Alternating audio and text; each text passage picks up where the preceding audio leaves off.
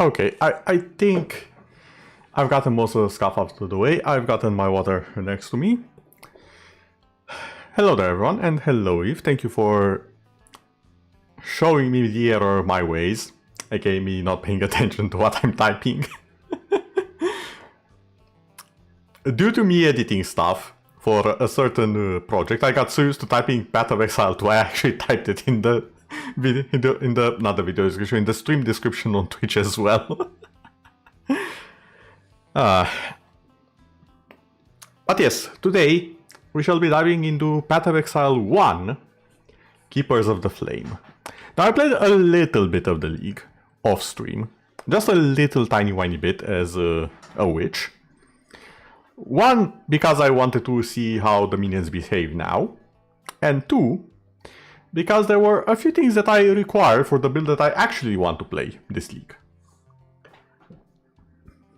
You didn't know I played. I think I got into it a little while ago, like around the time Path of Exile 2 launched, I properly got into it. I have attempted to get into it before, and it kind of didn't really stick. I finally dipped my toes a little bit deeper when Path of Exile 2 was announced, and I have been playing most of the League since. I'm by no means good at it, but to my credit, I have managed to complete the Karax Vault challenges, so all of the maps, almost every League, except for the very last one, because I really didn't have time, because of health reasons. Yeah, Mercenaries and Settlers, those were the ones that I played. I really enjoyed Settlers. Like, the town building was so cool to me, it was such a cool concept, it actually kept my attention and my focus for it. A lot more than the others did. The Mercenaries were cool too, except, the Mercenaries kinda killed me a lot. Like, they both carried me, and they also killed me a lot, so I had to find a little bit of a balance. I had to get a little bit clever with it. Due to some medical reasons during that time, there was there was a month where I was pretty much out of commission during the Mercenaries League, so I kind of didn't have time to go too far into it, and there were other games as well. So I literally missed out on the very, very last one, on the helmet from the Karax Vault. That's pretty much my limit right now, getting the Karax Vault stuff unlocked. You've been playing since Bestiary League. Ooh. I think another league that I dipped my toes a little bit more than the others, I think it was the Blight one. The one with the trees and the going into the grove, kind of, no, not the grove, it was going into a weird forest place. I don't know if you know which one I'm talking about. That was another one that I found very interesting, but I didn't play enough of it before it went away, because I started very late, and then my interest kind of went away. But yeah, today... Yeah, Affliction, that was the name, thank you. Yeah, that's the one. Affliction was another one that I did enjoy a little bit. I found it interesting. But yeah, that's about my experience with Path of Exile 1. I am a lot more experienced, I would like to say, with Path of Exile 2, even though I played a lot less of it and I never really got to the endgame, funny as it is. But that's more how I do things. I play a lot of the early game, I swap characters, I play a lot of those, so I tend to know a lot, like a metric ton, about the early stages of a game. With games like this, I rarely actually get to the end game. So it's why I'm finding it kind of hard to get into them. And I feel like I'm a little bit more on the casual side of things, but I'm hardcoring the casual part, if that makes sense. That is how you ended up playing PoE 2, but it's because there is less things to do and interesting in content. Yeah. At PoE 1 you definitely play for longer on one character. Although I feel like, and that's something I learned recently, and it's something I've kind of attempted to do, we'll see how it goes. I've kind of attempted to make one character that sets up a different character, and that different character is the main one, and that's what we'll be making today. I still need to actually decide on what it will be. But yeah, you have Ubers, tier 16, tier 17, Atlas completion. You also have the challenges. Don't forget about those. Those are something I've barely dipped my toes into. Lastly, I just barely managed to get the boots from the challenges. I don't know how easy it is to get stuff this league, but we'll see. Yeah, that's the normal soccer. First is league starter. That's the term. Thank you. Then you swap to another. Yeah. Now, don't imagine that I've done too much preparation. Challenges usually people do later. Yeah, it did seem like it's like... Well, it's in the name, challenges. They're not supposed to be exactly easy. But they do offer free cosmetics, so I'm like, I kind of want to try and do them if I can. But again, I'm definitely not the best of players when it comes to Path of Exile. To my credit though, all of the leagues up until this very moment, I have done without a path of building guide or anything, or any guide of any way. I've just entered the game and played it based on what I can find and what I know of games. Don't worry, eventually we'll spend money. I think that to a certain extent has already happened, so... That has already happened. Now, was it my money? No. A few friends owed me some favors and some gifts, and I was like, you know what, I'm starting this. And they were like, yeah, we got you. Here you go. You're gonna have this pack, you're gonna have this pack. Make sure to get this, this, and this. And I was like, okay. You can stop now. You can stop. I have enough. And they didn't stop. Yeah, I think they got that for me as well. I'm 90% sure they got that for me as well. And I was like, guys, stop. It's enough. I really have been blessed with the friends I have. I have no words for them. You know who you are if you are watching this. Most of them don't know the channel, but I've at least mentioned it to them. So there is a real chance that some of them may be watching, if not the VOD, if not right now, then the VOD. And if they see this, thank you. But please stop.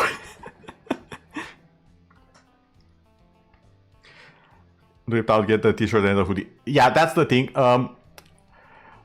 One thing that I have been told, and I kept hearing from a lot of people, is that a lot of the physical merch, they've had a bit of problems delivering as of late, and a lot of people have had issues with them. So I did beg my friends to not give me that. That, and also they don't know where I live, so they just gave me the digital currency instead. So I do not have the merch. I am dripless.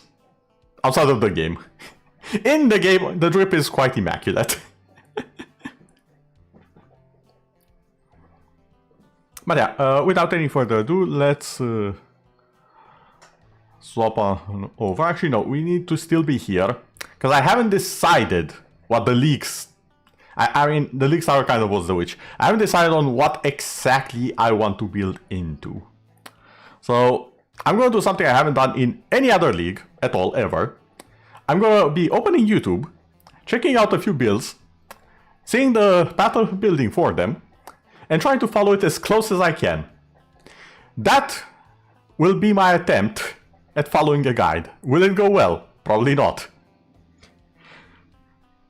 You're curious what I will say. What do you mean? What I will say or what will I do? Because the two are very different. If I need help because you research stuff. I would be very thankful if you do so. But for now, let's just... hold on. Is this the one? Yeah, this is the one. Let me just open this up. Which one was it? Monitor 2, I believe. No, there we go. So we'll just go on YouTube. Exile.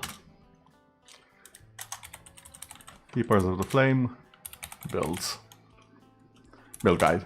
I'll just go with something. I'll just watch some of them for a start. Oh, you wonder what a new player will see and think, because you have all the content creators in a list and catalog of their builds. Then you track what do well. Oh! I see. Well, first off, my priority will be how fun it looks. That's always been my priority. If you play games, you are supposed to be having fun. And that's kind of why I didn't get into Path of Exile a lot of the times that I did try, even with friends. I wasn't really having fun, so I kind of dropped it at the time. Fun is a very important factor in games, and I feel like so many people are forgetting it.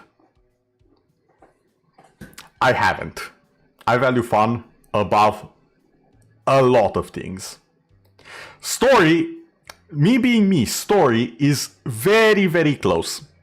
But fun is still the number one factor. Now, can I get fun from a story? Yes.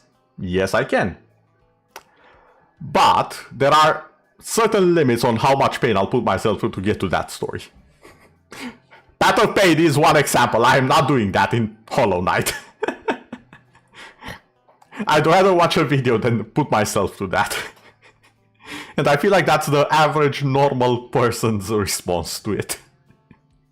Now, of course, if you are a crack gamer, you can definitely go at it for bragging rights and more. I do not consider myself as such. I consider myself as slightly above average. One of the best things you did for fun is learn to do acts under 6 hours. See, you know, I remember playing on launch day with the leveling character. 6 hours. I remember seeing people reaching like absolutely stupid levels, and I was like, the game just launched. How are you all that level? What sorcery is this? You mean to tell me that's actually possible? You hit your personal best this league, okay. Don't expect such performance from me. I will not be doing that. I may try, even with guidance. I don't think I'm able to do that. 5 or 4 if you do more. You are insane. We have a certified pro gamer here with Eve. Yeah, build party is just practice. I expect so.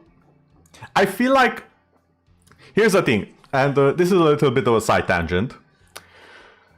Playing Night Rain, and especially with the tournaments that have been going on a while back, and in which I did participate with the team and whatnot, in training for the tournaments and all that, I realized that something that I kind of knew, because I still play PvP, ranked PvP in Guild Wars every now and then, not too often, but I do it and I do enjoy it. I realized something. That competitive flame is still lit in me. I still like competition to an extent. And I still find games where I want to do better and push myself. The tournaments with Night Rain reminded me of that. Heck, even recently we got the tournament team together, which has grown, so I'm not exactly sure how the next tournament, whenever it shall happen, will look like, team-wise. I hope I'll be able to participate with the current team. But we have definitely improved, all of us. And not just that, but I think the team leader, Grim Vale, put it best. That time we accidentally became speedrunners. You were taking it casual until your friend got on and we started racing against each other, and we both hit our best time this league. So true, yeah. Accidentally low tier speedrunners, exactly. Not even low tier, because we actually placed surprisingly well. Like, this is a story I still have to edit into a video, but during our second tournament, one of our previous teammates, because Night Rain is a 3-player team kind of game, one of our previous teammates couldn't participate, so we needed a new teammate, and I was like, you know what? Hold on. I know just the man for the job.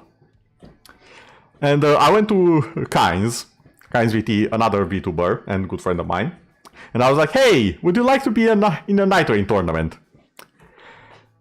And this man, this absolute dragonic unit,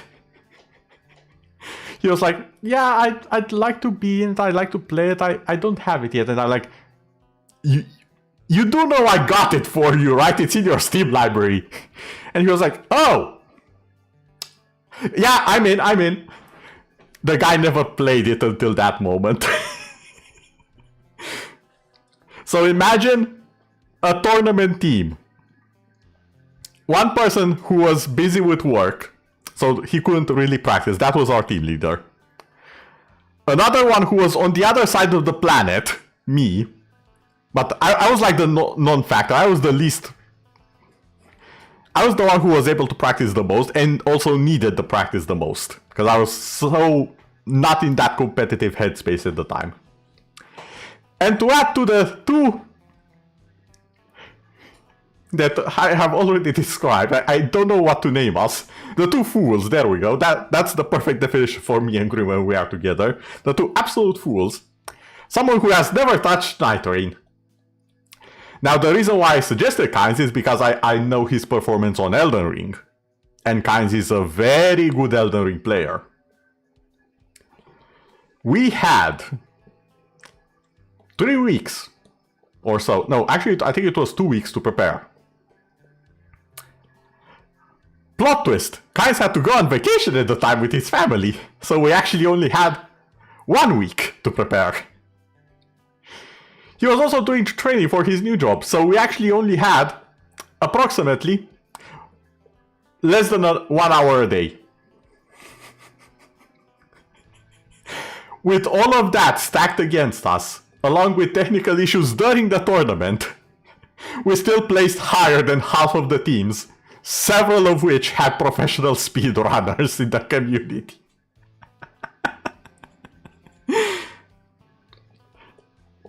Honestly, had a great time with it. And I do hope to regain that spark for several other games. Because I was smiling the entire tournament. You couldn't see it, but I hope the people who watched those streams, you can still find them on my YouTube, the people who watched those streams could feel the ginormous smile I had on my face almost the entire time.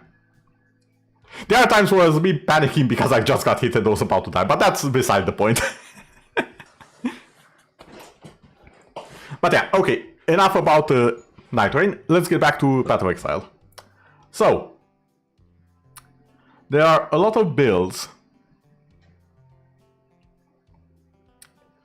You know, 9 powerful budget builds. I'm sure I'll find something here, right? Right? It's also 1 day ago. Oh, wait. Let me just do a desktop audio so you can hear it.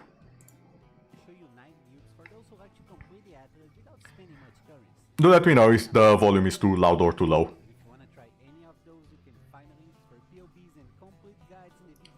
What am I looking at? Each time I watch PoE builds at their endgame, at their strongest, they look nothing like what I'm doing. Thank you very much. Let's get into it. Okay, those are Rubel builds, Pinnacle builds. Oh, builders. Those are the people who made them, okay. Cyclone of Tumult. Oh, this... I think this... I played something similar the previous... Hold on, let me see if I can show it. Let me swap over here for bed. Game.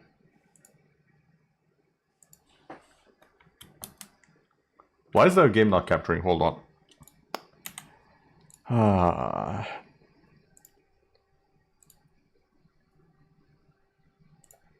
Hold on, I think I need to restart the game.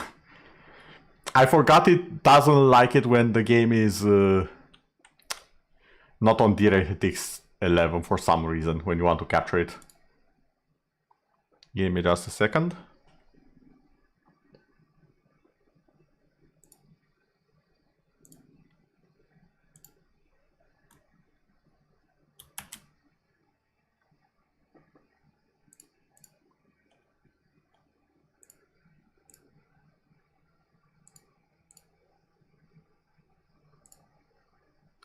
Okay. Game. Game.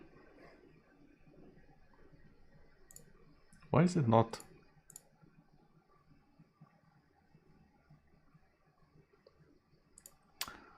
Okay, hold on.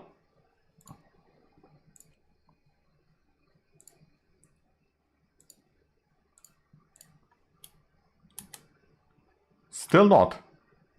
Does it have to be windowed?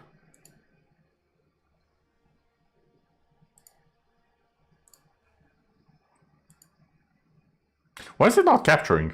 Hold on. I don't understand this.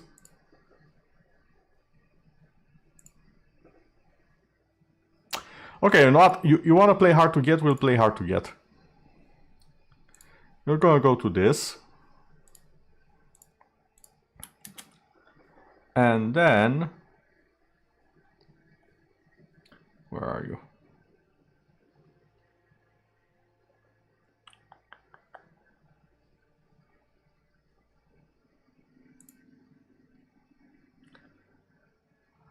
Display capture.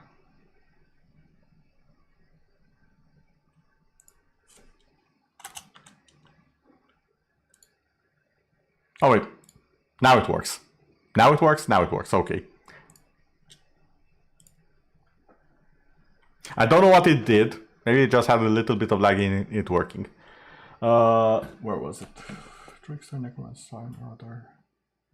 Yeah, this is the one. This is the build that I made last league. And it was Slayer, Ascendancy, and Cyclone. This is the witch that I currently have for the league starter. Okay, going back. Which one was it? This one? Yes. So this one I've tried. So I think I want to skip it. Can I see where exactly it ends? Yes, yes I can. I think around here. Now see, what you see on the screen right now, I didn't get to make it that big, but it was kind of like this. And everything did not die this fast. So I feel like I was still making a few mistakes here and there. I was clearing high tier maps with it though. I have never seen this item. Okay, don't use this channel. Oh, really? Why? Are the builds not good or are they too high-end for someone like me? Okay, okay.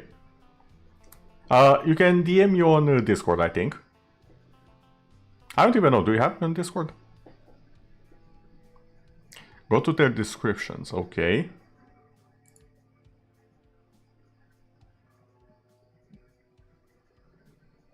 Oh, so you mean check out the individual guide for the builds, is that what you mean?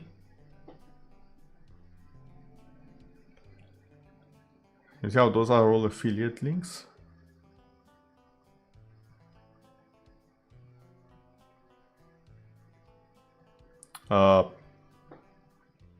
Not really. I'm not sure how affiliate links look here. All real build makers link the POB. Oh! I see.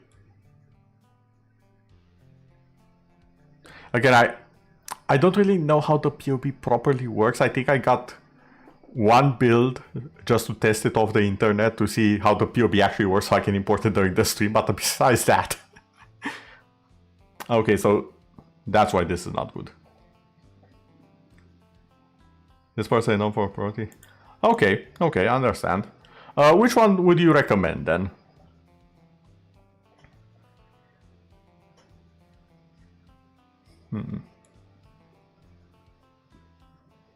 Because I see this is the most viewed one, I guess. Or at least one of the most popular ones. A lot of good ones. Okay, give me a channel or two.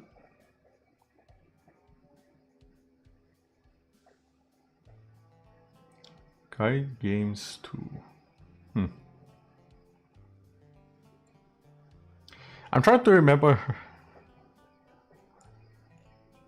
The most new player friendly is Fox, okay.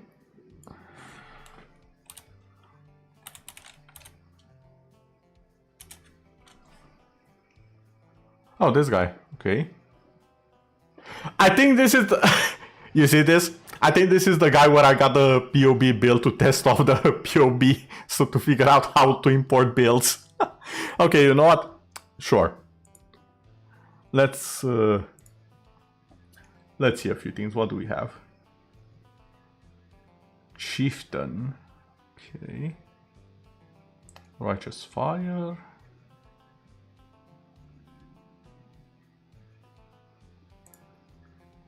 Okay, those are way too far away.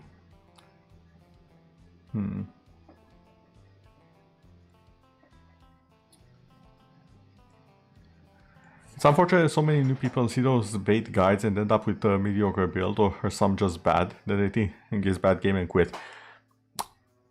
I actually have words on that subject. I don't think the game is bad. It's extremely badly linked together and explained, however. And that's a developer issue. Warframe suffered from a similar issue for a long time. It recently got a lot better. The game itself is not bad, but it's so hard to actually understand all the stuff that actually happens. And again, here's the difference. I did not actually need a guide for Warframe. I did not actually ever need a guide for Warframe. I did not feel like I need a guide for Warframe, and I was outperforming many people in my clan who use guides. I need a guide for this one though. So that should tell you that there's another level of complexity to this that's not properly explained, and it should be. Because I'm basically the one person who managed to explain how melee worked in Warframe several years ago, before even the first melee rework. I'm the one who was explaining it to the people in my clan, because I figured it out. And again, I have played PoE without guides, but I felt the need for one, desperately.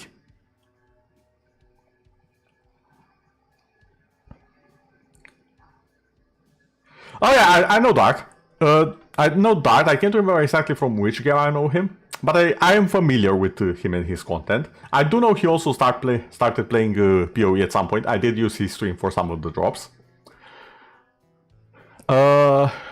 But here's the thing. I feel like he's a lot more hardcore of a player than I am. Like, he plays way more the one game, if you know what I mean, than I do. I play a lot of games, and I mix and match them a lot. So I probably would have ended up at the same level if I stood only with Path of Exile. Let's see, what do we have here? I only really see one build, or well, two builds here. So this is Chieftain. Actually, no, both of them are Chieftain. Wait, I think this is just him actually playing the game, and this is the guide.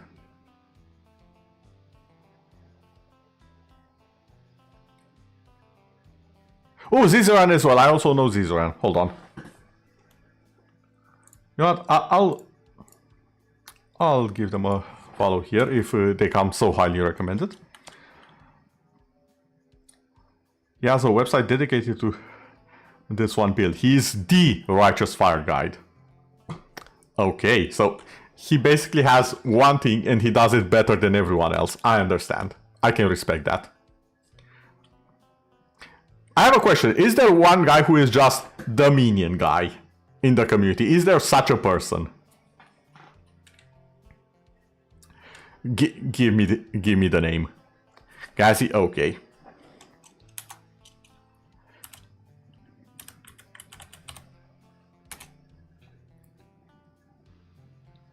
I think I've seen him in some interviews with the PoE creators, maybe?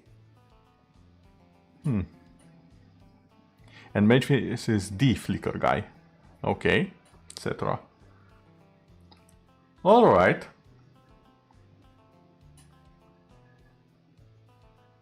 Dark Path, okay.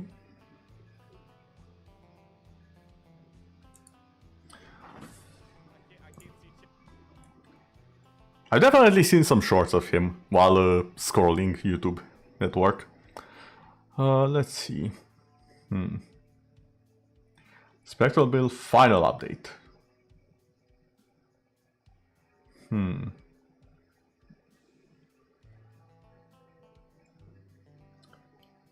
Okay.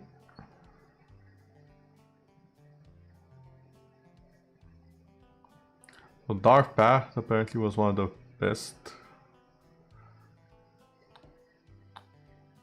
It used to be one of the stronger builds. But is it viable now is the question, okay. Pure Spectre Summoner. You know what, I'll go with this. I did use Spectres in the one time I played the minion build, and I did find it interesting. I just didn't have the time to constantly find a new Spectre. You start with the day 1 builds, or pre-league build guides, then watch day 1 to see updates. Okay. I'm just gonna do this. Then watch later.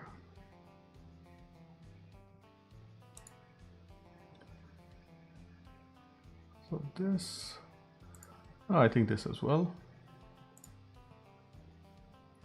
What else do we have here? This is the league mechanics, so maybe this as well.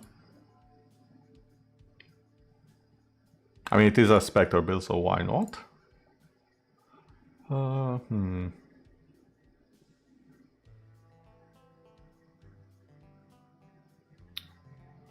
Okay, unique builds. I might be interested in this as well. This is turning into me researching PoE rather than playing the game.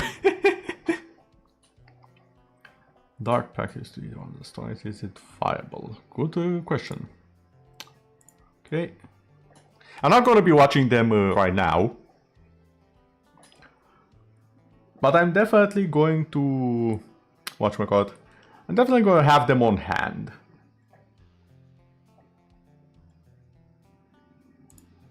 For later.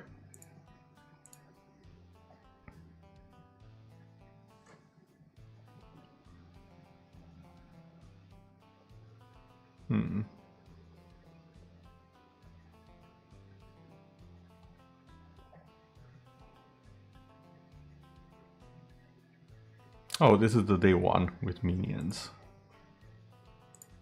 Okay.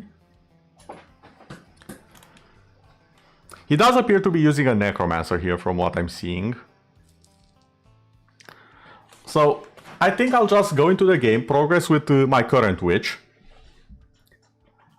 Just so we are actually playing the game and whatnot. And after the stream, I'll do my research. How does that sound? And then next stream can be a little bit of offline and how I've improved after seeing all of these. I think that's a neat idea. Okay, back over here. Have the POB open on the side while playing since they usually have a leveling guide. Oh yes, indeed. Give me a second, open this. I do have the POB downloaded, I just need to grab it. I think it was somewhere around here. POB and passive tree, there we go.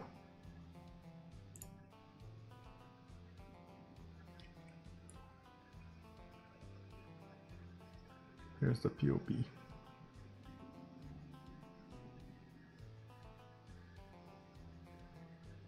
Wait, is this the right one?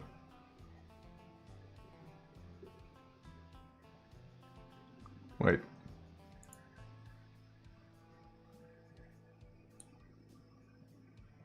I mean, I assume he is just using the same POB.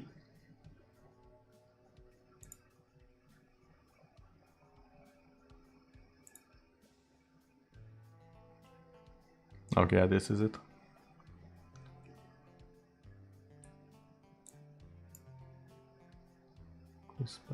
Oh, this is already different from what I have my witch currently on. Okay. Like very different from what I have my witch on. Yeah, I may need a respec for it.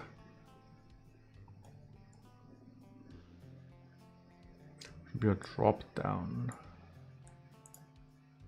Oh,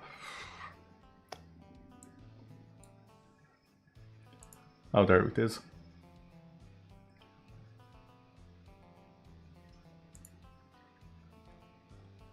I think that's it, kind of.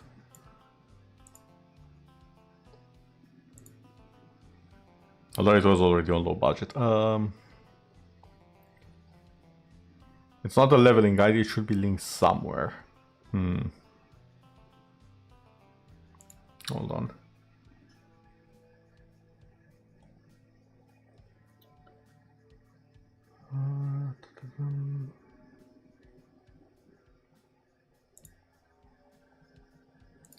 Gear progression, maybe?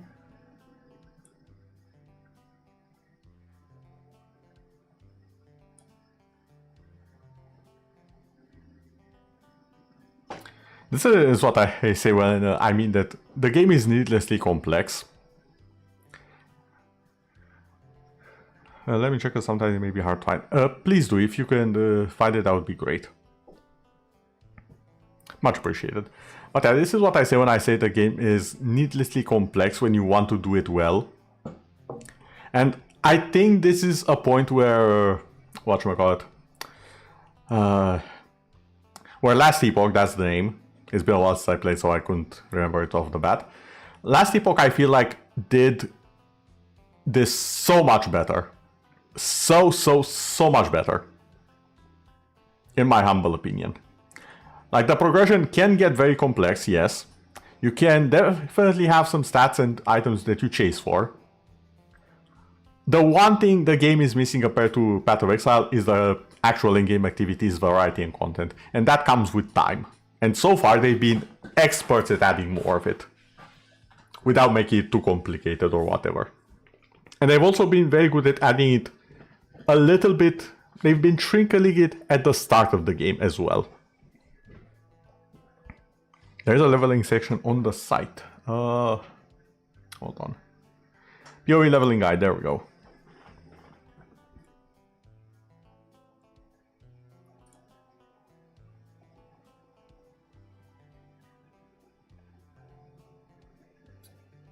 Oh wait, do I have to select a character? Necromancer, I assume? Oh, there we go. Necromancer leveling guide. This is the one.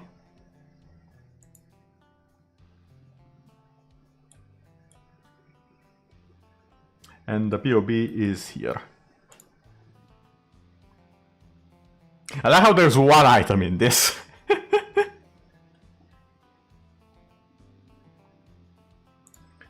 Okay, yeah, this is it. This is it. There it is. No, to be honest, for leveling guide, it works mostly. Yeah, but it's nice to have a little bit of a guide.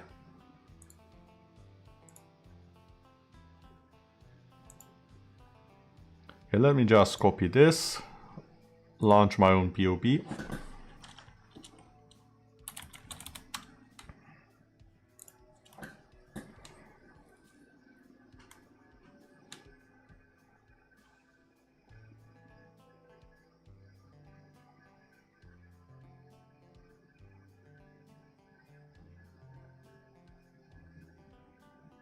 Okay, yeah, and where was it? Import. Import.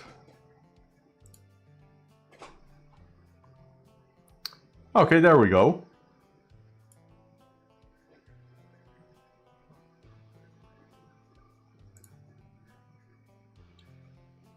And we want this. Okay, there's a few notes. Okay, actually there's not many notes. I assume those are actually on the site. We do, however, have the skills we'll need. Skitterbots. I don't think I've ever used the skitterbots. Zealotry, purity of elements. There's zombies. Oh, downloaded. Okay, maybe I'll have to update this. Hold on. Save.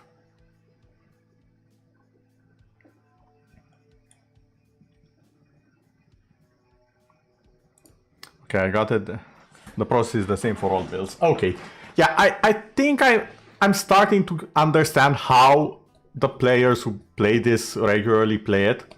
Like, you basically pick your starting experience, if that makes sense, with a starter leveling character.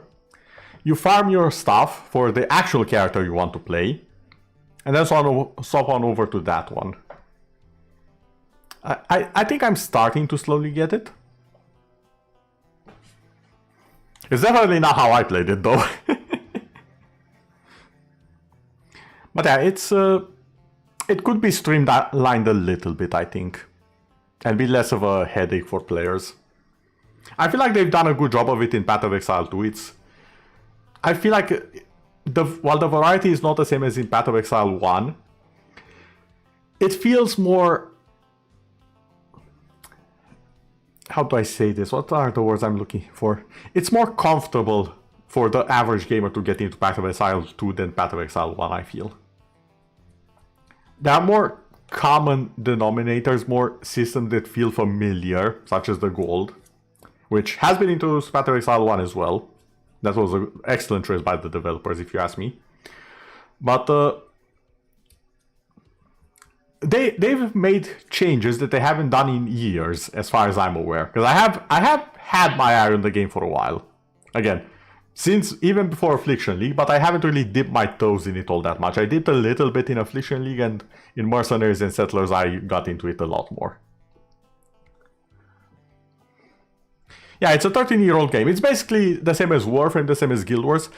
The difference is, I feel both Warframe and Guild Wars have done a lot more quality of life than Path of Exile. Path of Exile for a very long time has just added more stuff and suffered from feature creep quite a bit compared to what it used to be in the ye olden days.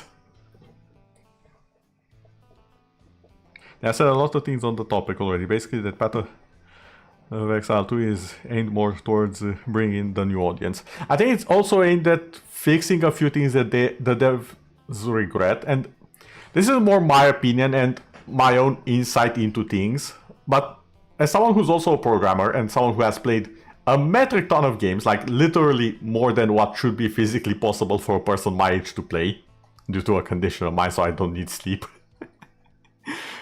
But yeah, a lot of the hours that other people would be sleeping, I have been playing games.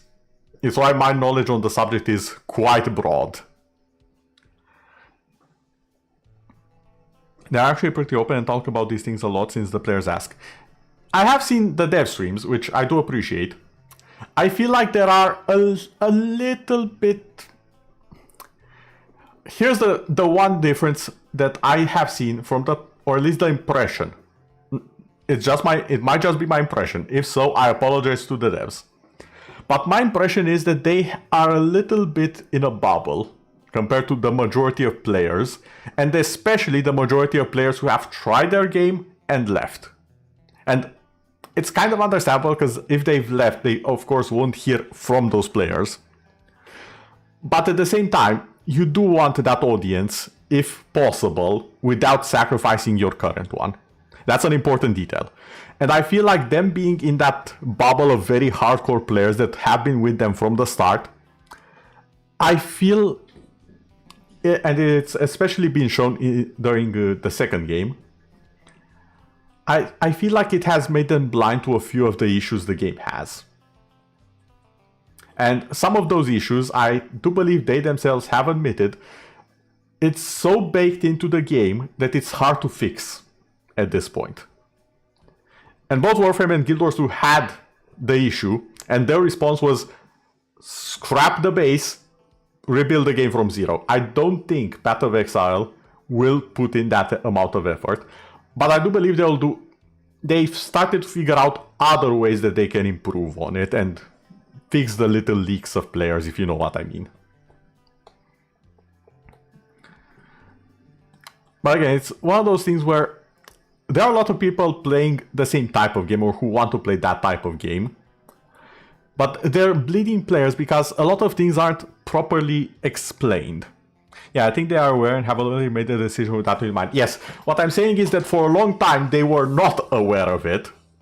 And even during the launch, it hit them like a reality check. That they were like, oh, maybe, just maybe, we should have done things a bit different. Maybe the player base isn't what we think it is.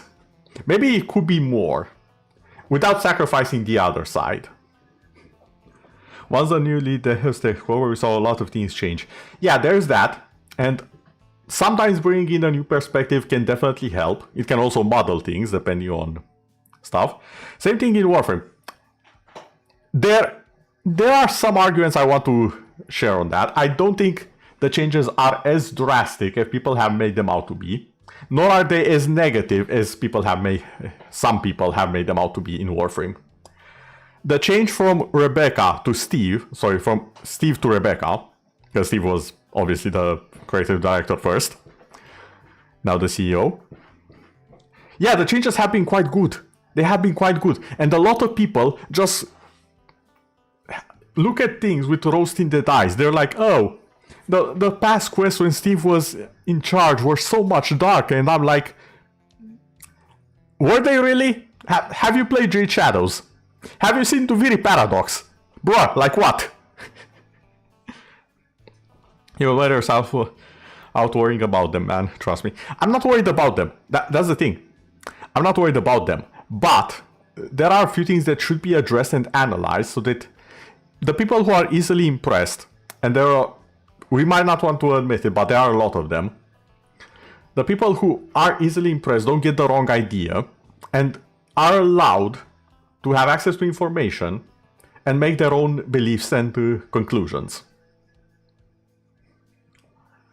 Not necessarily fanboys or fangirls. There are a lot of people who just take the first opinion and it makes a big impression on them. And that's not always their fault. Some people just work like that. And that's fine. But I do wish people were a little bit more careful with who they allow to impress them, if that makes sense. And I'm not saying I'm the best person, far from it. But I at least am a little bit more open in most cases than other people are. A lot of people are ironclad, even if they are right. And some of them are. I'm not saying they're not. But they are very, very ironclad that there can be no different opinion other than theirs. And I feel like that's not always the case. And oftentimes that's a little bit in the dangerous zone. Maybe we should have a podcast on this. Hit me up on Discord, we'll figure out the date and everything and some details. I'm more than open for that. I need to get into more yapping stuff. I'm a very good yapper once I get started. I don't know how to start. I need someone to start it for me and then I can unleash the torrent of words. But I could speak about this. I could just take the forging system and the crafting system from PoE and I could talk about it for about 4 hours. I could compare it with a lot of other games in the same genre that have a crafting system and how they've done things different. In fact, I also have a video in the works for it. It's taken a while exactly because I have so much to say about it. But I also need to make it a more digestible size. I need to pick and choose what information goes in and what is just redundant at that point. But yeah. Okay, so I think I've already yapped for about an hour. And we've seen almost none of the gameplay. So, apparently I have found a witch build. The skill tree right on here. I'll have it on my second monitor for myself. I will need to do a bit of correction and also checking out the skills that we have here. I have some of them. Not sure when I'll get access to all of them though.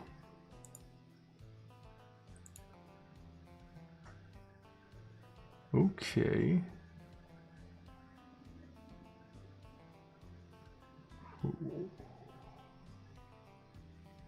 There's some of these skills that I never looked at. Okay, swapping over to the game. Let's start fixing the build, shall we? That shall be step 1.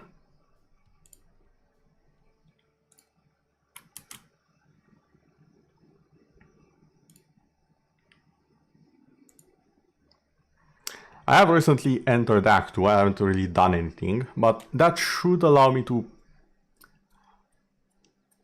set a few things. Once we get started, also, hold on. I need to take this chat over here so I can see it. There we go. So yeah, as I've said, I have a few cosmetics from a variety of sources.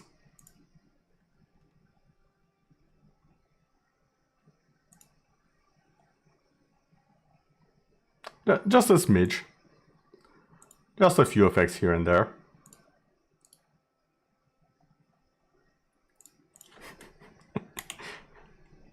But yeah, that's not the focus here. Okay, so yeah, as you can see, I just went for the pick every minion thing possible, along with some resistance stuff for now. And now I see that this isn't exactly what this tree has, so going to need to do a bit of correcting.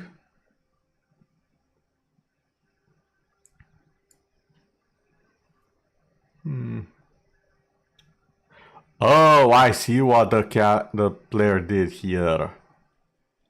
Oh, that's actually smart, because if you go like this, you use less skill points than what I did here. So you can then get to the ones you actually want sooner. Okay, I see the logic here. Hold on. I think in Act 1 there was the person I can respec at? Question mark.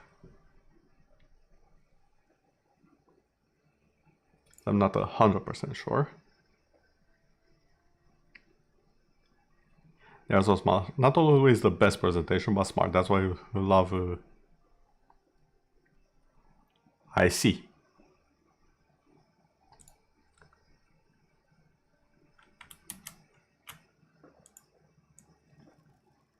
Okay, where was it? Was it you? No.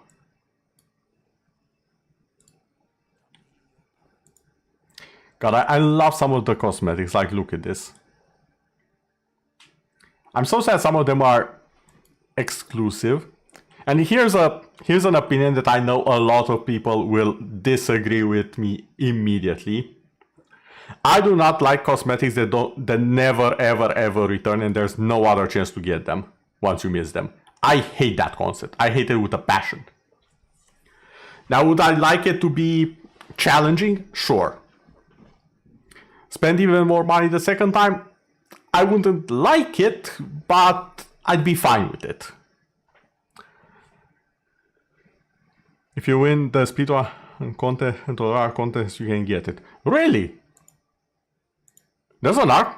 Actually, what am I saying? I know there's an ARC contest. I've seen it like 3 times. I planned on entering it and something happened and I forgot. I should probably get on that and also get on art stuff again. There's so many things that I've just gotten a fresh energy after being basically bound to the bed for about a month. I'm just like, I want to do this. I want to edit videos now. I want to do a lot more. I don't know, it's like the thing that was holding me back. Now I'm like, shut up, my legs work, let me move them. Even though I'm standing on the chair, but you get what I mean. I just want to do more. And it's not fear like other people have after a traumatic experience or something. No, it's just I can finally move. I was so bored for so long, let me do stuff. Yeah, winners often get to pick retired cosmetics. Okay, that's a system I appreciate. That's a system I do appreciate. I'm gonna have to look into it. Because I can draw. Now, do I draw well? I've probably been rusty for a while, so it's probably not as good as it once was, but It's a skill I do possess. I just need to dust it off. But yeah, where was the guy that... I'm sure there was a guy here that used my gold to respec. Did he move to the other place? He might have moved to the other place.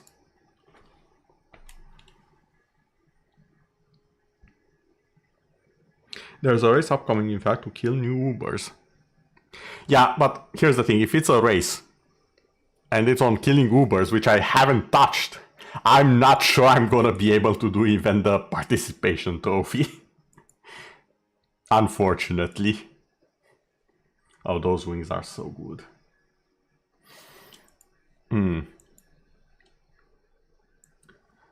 Let me see. That's not hard. That's in here. Is the guy maybe in my checkpoint, perhaps? Not my checkpoint, my hideout. No, it's just practice and planning. The planning part I don't have an issue with. The practice, again, I'm not one of the people who plays only one game. That's my major issue with this. Battle Exile has a lot of rewards, but it demands a lot of time. I do have the time, but I don't want to spend it just on Battle Exile. And that's another thing I wish the devs understood a little bit, from my point of view.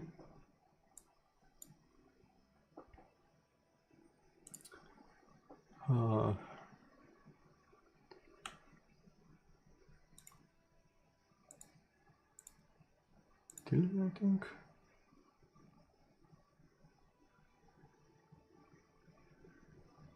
Hold on, no.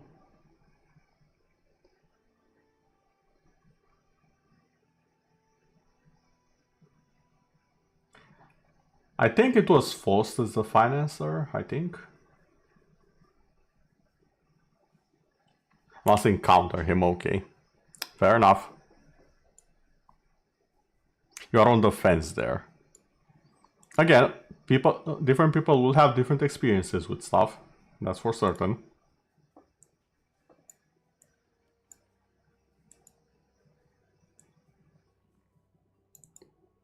Let's move that there, shall we?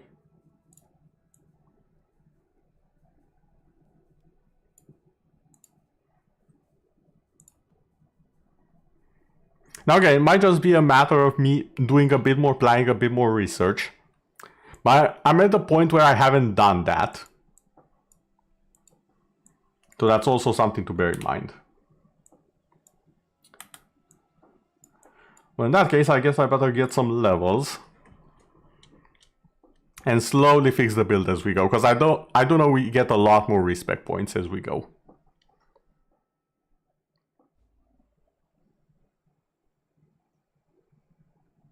Allowed okay for easy access to information implementation in game for players to understand to progression. Yes. And look, I'm not saying everything should be very easy to get. Don't misunderstand what I'm saying. What I'm saying is that for someone who does not have all of the information and the research done, which already takes time, the game itself will take exponentially more time than it really should. That's all that I'm saying.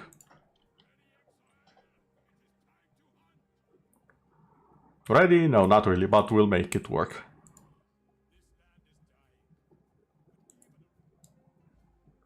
Okay, let's hunt.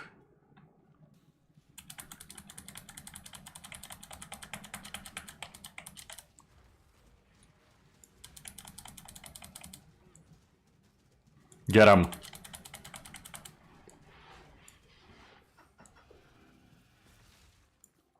Speaking of levels.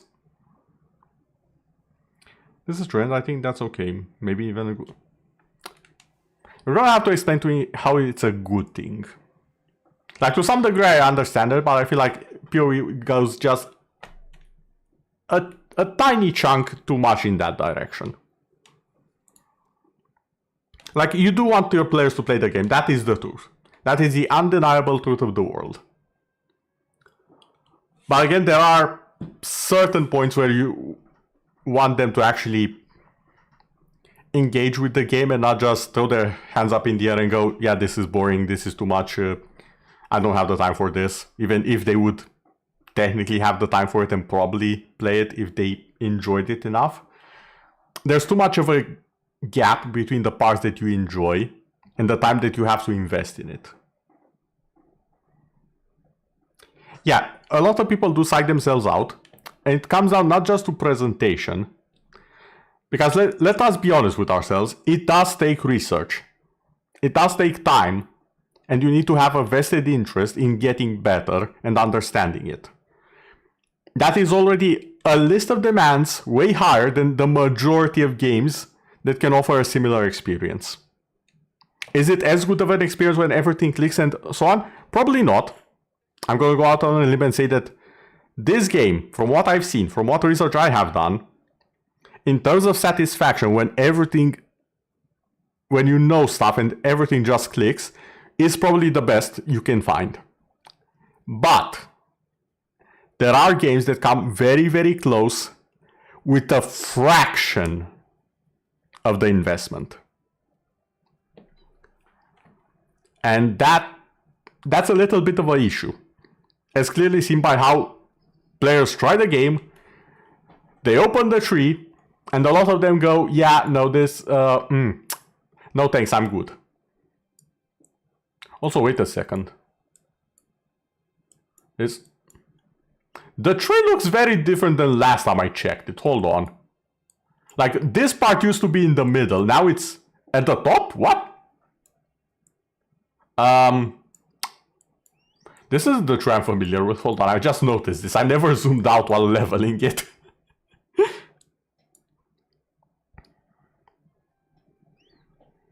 I think if you're able to do... Yes, but again, there's the matter of time. How much time does it take you to get there? Oh, hello there, Demon. Haven't been in the middle for a while. Are you sure about that? Because I'm fairly certain last league it was in the middle. Unless I'm misremembering things heavily. I might be. But I'm like 90% sure last league it was in the damn middle.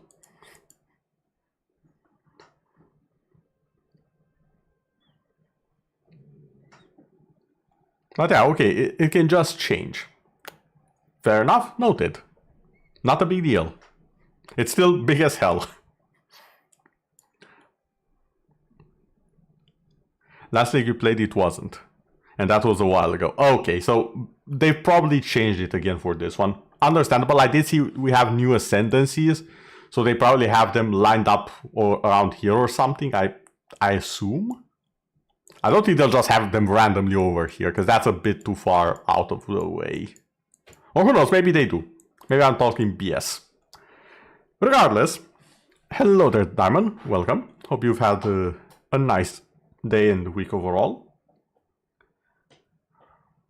Okay, so I think I can start restructuring according to the POB here. Or should I just continue and then when I get more refund points slowly restructure it?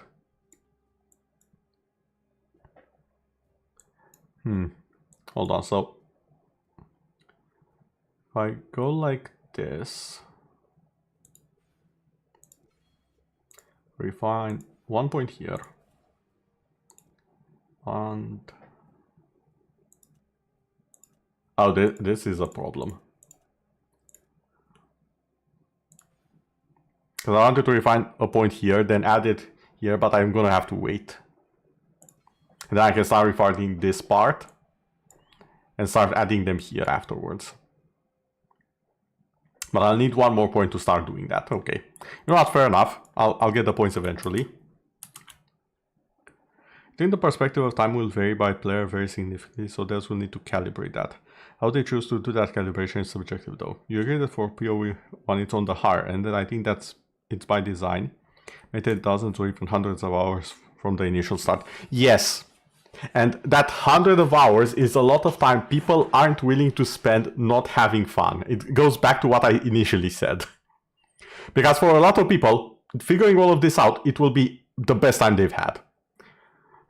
But let's be honest, they are more so playing a spreadsheet than playing the game at that point. And a lot of people want to play the game, not the spreadsheet. That is a problem. And I think the devs have at long last figured that out. And I'm gonna be honest, I don't know how they would fix it, because at this point, it has a lot of systems that are kind of baked into it. No, I'm not saying it's the biggest problem and it absolutely needs to be fixed, or it can even be fixed to begin with. It's a feature for some, but that same feature is keeping other people from even attempting the game. And for a free-to-play game, that's kind of bad. Like, in the grand scheme of things, that's not... It creates a niche, sure, but it also stops you from playing most of it. And if you're okay with that niche, that's okay. If you're part of that niche, that's perfectly fine. You are fine. There's no problem. It's a feature, as you've said.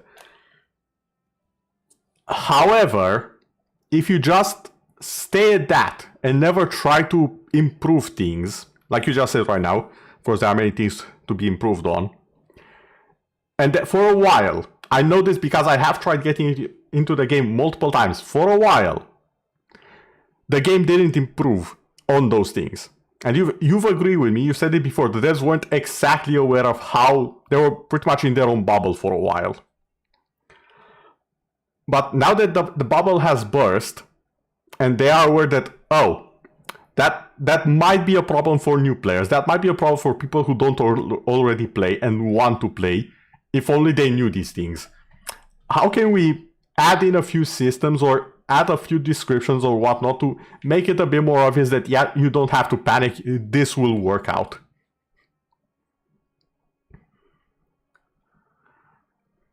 He was kind of dancing around it, but it was one dev in particular. I might have heard the community whisper of a certain dev.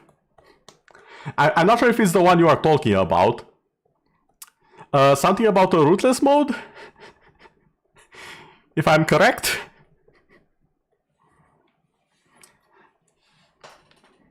He was there for the manifesto. Okay. And a lot of other things. I see. I understand. Again, I'm not saying it's necessarily a bad thing. I'm saying they went too much in one direction, and now they kind of need to backpedal a little bit. Not necessarily backpedal. It sounds like they should delete things. No, that's not what I'm saying. They should adjust things to be a bit more welcoming at the start. That's what I'm trying to say here. There should be a bit more information available to the players. It should be more easy to access. You shouldn't need to watch 5 4-hour videos to understand this stuff. It was very clear to me when the attitude changed. I see. I might have noticed it change at some point, but I'm not sure at what point, because I was still not closely observing the dev streams. I'm still not. But I do catch snippets of them every now and then on the shorts.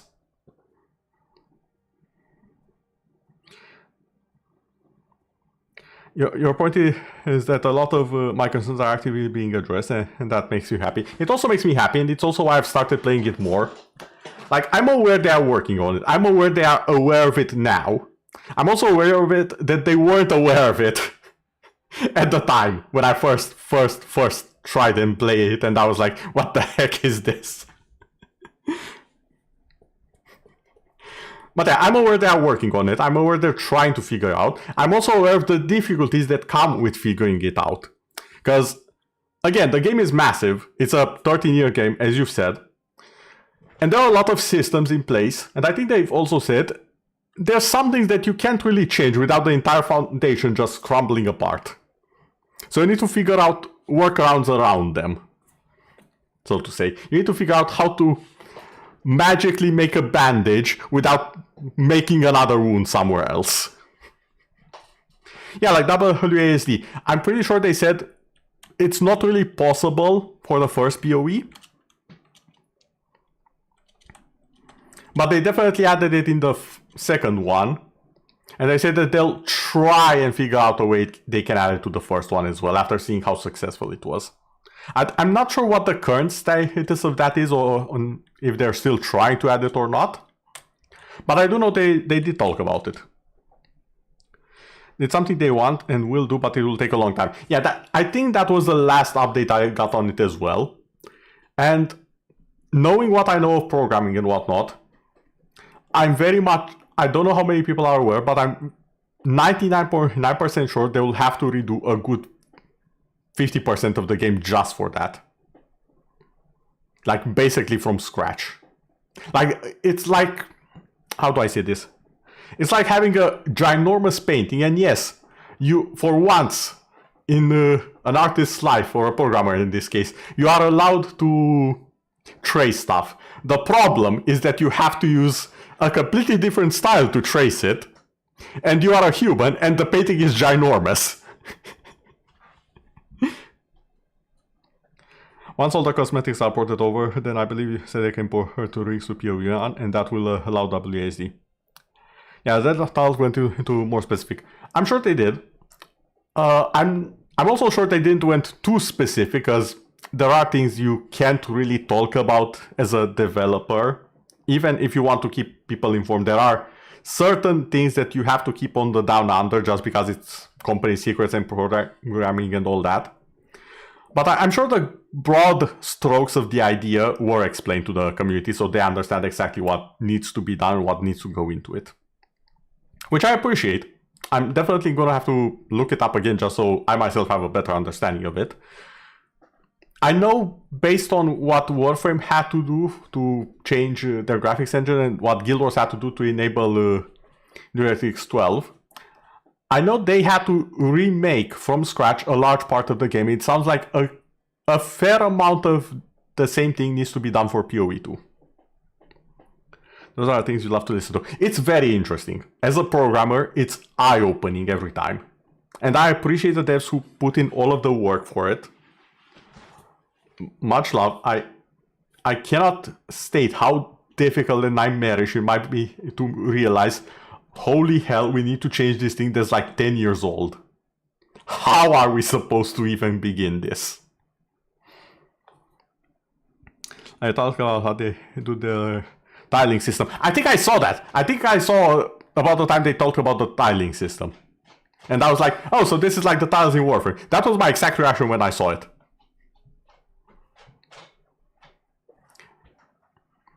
And that was when they wanted to do brand new tiles, or they were explaining to do the tiles for PoE. I can't remember which one it was. But it was one of those two. I think I was in the stream at the time and I was watching it for the drops. But it's very interesting stuff. If you are into computer programming or want to get into computer programming, I highly recommend you check out devs just talking about their game. It's so interesting every time. They find the weirdest and sometimes most useful workarounds for things, often. You wish Last Epoch didn't die and sell out, that would be so peak. I have thoughts about that. I don't think they've exactly sold out. Like, yeah, they sold the company to an extent, but I feel like the people in charge, how do I say this? I know they are passionate, and I also know they're fairly smart. I don't think they've picked terms which will jeopardize the game in the long run. I'm fairly certain, yes, they did sell the company, but they also got a little bit of insurance with the selling of the company, and they probably made a deal that actually makes it a little bit harder for the other company that did acquire them to throw them on the wayside. So I do still trust in that game, and I'm waiting to see where it goes. Because the last update, at the very least, I was honestly my favorite update so far from them. It had so much depth to it, and with the build a boss mechanic for the Reef Beast, I enjoyed that a lot. It's very new, it's very different. Yeah, Season 4 will definitely be a trial by fire, I believe, because it will be the first one since this change has actually happened, and we will see if things are better or worse. It will definitely be a trial by fire for Last Epoch. And it might make or break it. I still believe they can afford at least one. Here's the thing with live service stuff. You can kind of afford to mess it up once and fix it across the lifetime of the season. You shouldn't do that, but you can kind of afford it. And I think they can afford to have a bit of a less good launch. They shouldn't settle for that, but I think they can afford to have that. Fix it during the season. Like, let's say the first half of the season they spend fixing it and then it's perfect. Yeah, it's a great competition in the ARPG space. So many modern systems. I mean, the item filter is brilliant. I will praise that item filter more than I have praised certain gods while playing other games. Let's put it like that. And I was playing a priest in those games. Oh, hello there, Nox, and thank you for the redeem.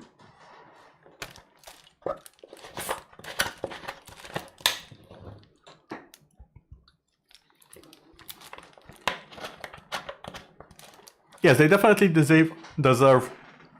I want to call it glaze. I don't particularly like the term. They do deserve recognition and respect for what they have brought to the genre and to games in general. Like, their contribution, just concept-wise, is fantastic. Struggling to keep your eyes awake. I'm sorry, I'll get to suffering in a second. I just got into my yapping mode, okay? Cut me some slack, it's not often. But yeah, they still have to be successful, they still have to make money, and I understand that. It does have a barrier to entry of a price tag. I understand that as well. And that can either help a game or greatly destroy chances. I feel like in Last Epoch's case, it might have helped initially, and it might be a bit of a drawback currently, if that makes sense. Like, initially it might have helped with a cash injection, with all of the people getting to play the game and whatnot. I mean, you don't mind the yapping, your brain's the one struggling to actually keep up with the fatigue. Go and sleep. Go and rest. You deserve to rest. My streams will rarely be so important that I'll be like, yes, you could stay half an hour out of your sleep schedule. I will probably never say that unless it's like extremely super special, super important and whatnot, and that's likely never gonna happen to that extent. The VOD will be there, you can watch it later. Heck, you can even DM me on Discord to give you a TLDR, I don't mind. But yeah, let's get into the actual playing of the game, because I have done precisely 1% of that in the 1 hour and a half so far. Okay, so I'm gonna have to get a few more points.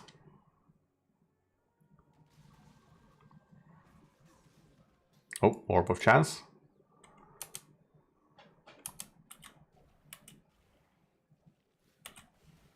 Just gonna have a few skeletons here to search out for enemies. Ares, hello there! How have you been?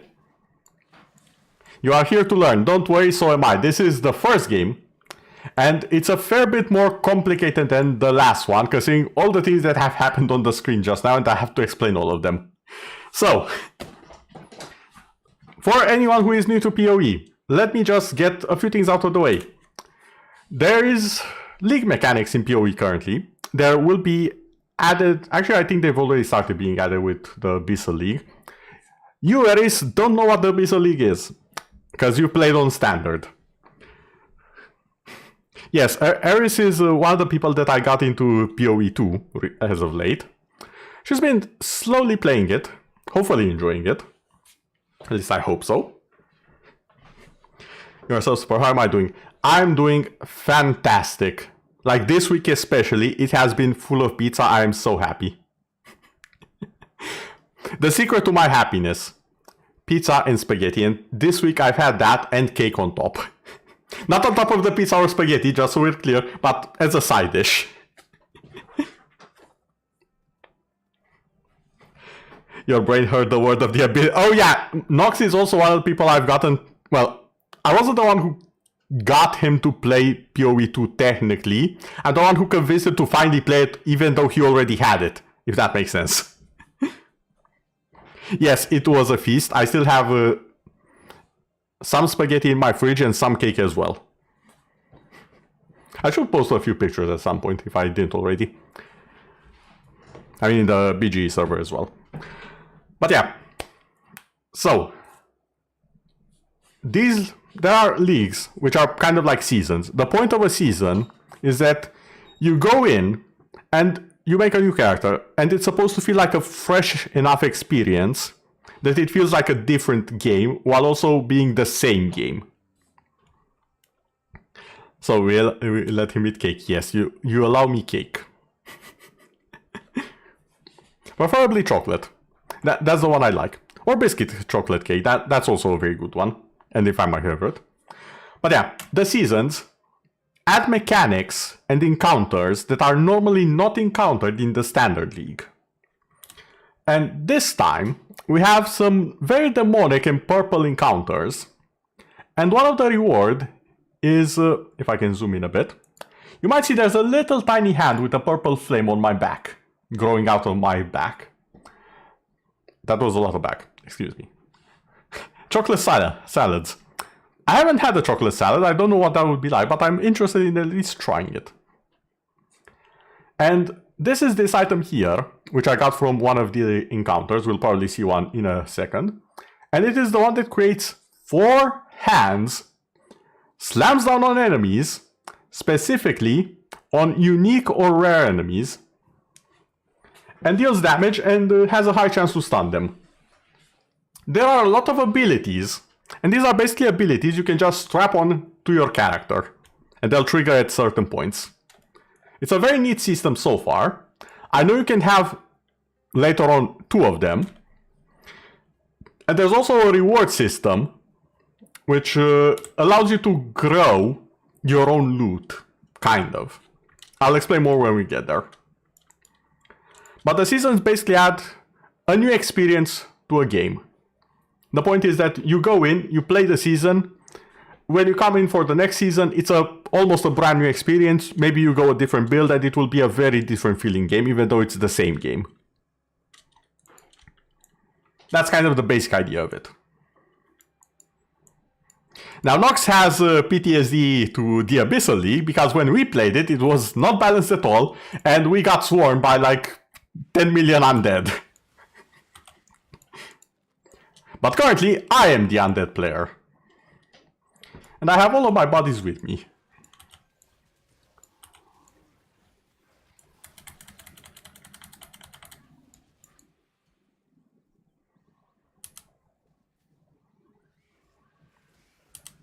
And currently I'm just trying to find out a few events here and there. Oh, that's a big one. Hold up. Let me just clean the area out, okay. Let's identify. Detonates nearby corpses. I hate that modifier. That modifier has gotten me killed so much. It's not hard mode on drugs, no. What it is that it adds new content specifically for that season. Now, can that content be more difficult? Sometimes it is, but it also is very, very rewarding. So it's a bit of a risk-reward type of deal. And it's also a new experience. It's like getting an update to a big update to a game, if that makes sense, or a big expansion to a game. But it's only for that season, and after that it gets a different expansion without the previous one, if that makes any sense. Yeah, we got a massive amount of unique drops. New content always has borrowed power. You're going to have to explain the concept of borrowed power. Although from Diablo 4, I think I have some idea. It basically means that you have you learn how to make the power of the enemies your own. Am I getting that right? Because that was the only thing that Diablo 4 did for a while. Now in Diablo 4 it was very samey. So it got kind of stale. And yes, sometimes the league mechanics do move over to the core game. That is true. For example, in Path of Exile 1, there used to be no gold, which I do believe both Ares and Nox are somewhat familiar with. There used to be no gold system and no respect system in Path of Exile 1. This one, we do have that. Womb graphs are what we use to grow our own items and rewards. And the graphs are the things that we attach to our character and make new skills.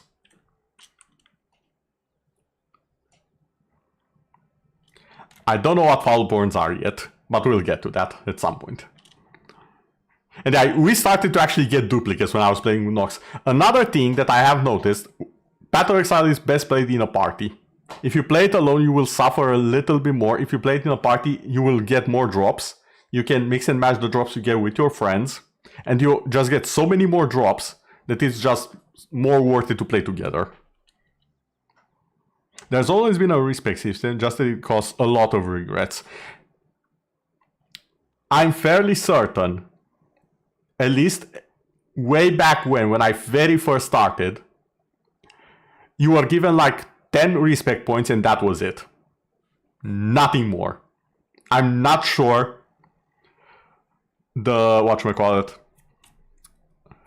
the regret orbs, I think that's what they're called. I'm not sure they existed back then. Or if they did, they were so rare, most people and players did not even know about them. That has changed. Respects are way cheaper. And it's not that big of a deal.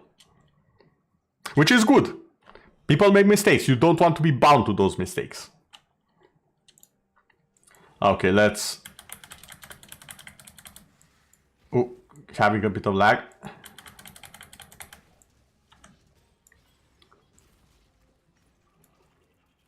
God, I love that finisher.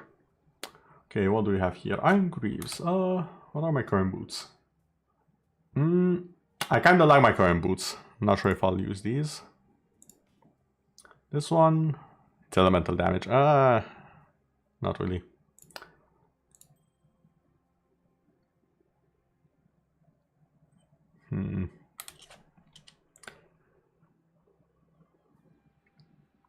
Expand the orbital regret to move nodes now.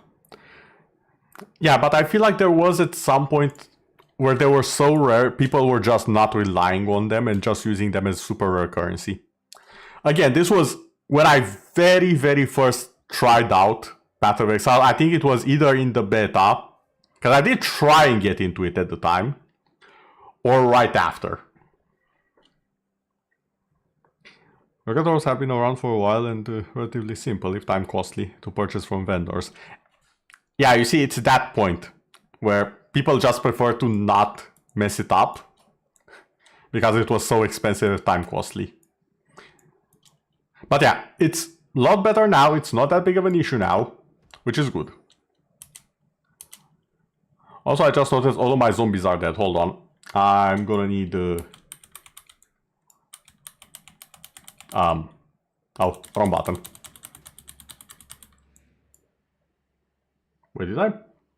Oh, that's the flesh offering. I'm dumb. Hold on. Okay, you know what? 2 zombies. 2 zombies is enough, right, guys? Yeah, I took major breaks between my attempts at Path of Exile. There we go. Like, ginormous attempts. And before, I couldn't get in the game.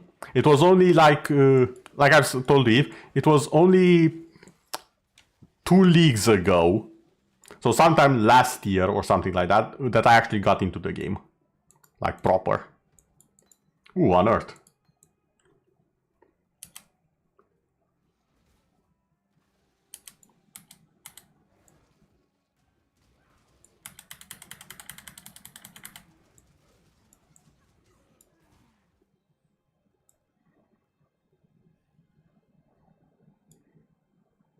Like one more to swap builds. Oh, so one of the mechanics of Path of Exile 1, this is one that I do like and I hope it reaches Path of Exile 2. I haven't seen it. and I did get to the later acts in Path of Exile 2, is the hunts with Einar. You basically hunt beasts, and then you can use them in a ritual where you have to fight them again, and you get certain drops. Also, where's my army? Why are they all dead?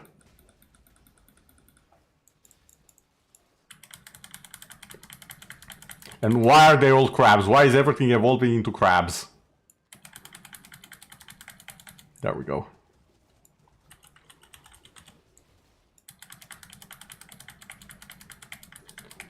Okay, the main crab is dead. Or well, captured. Did it drop anything good? Perhaps. I'm using a shield, but no. My army is dead because Crab got his own army. Yeah. And we all know everything evolves into crabs. What the? Oh, you can teleport. Spectral Swipe, Satyr Storm. Oh, you just drop random specters, okay.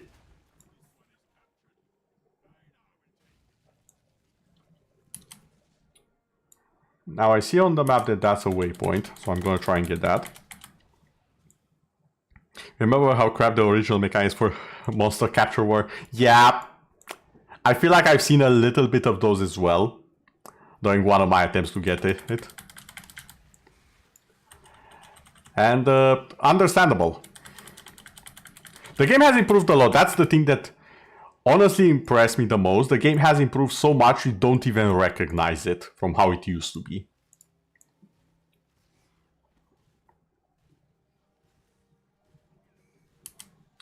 Okay, that's another exit.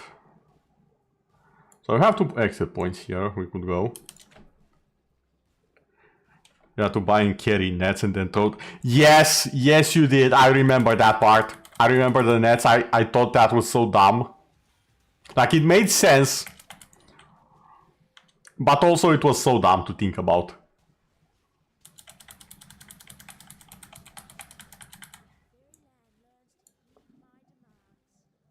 Horrors and Herald's Page. Oh yeah, I completely forget this is a thing. The help panel.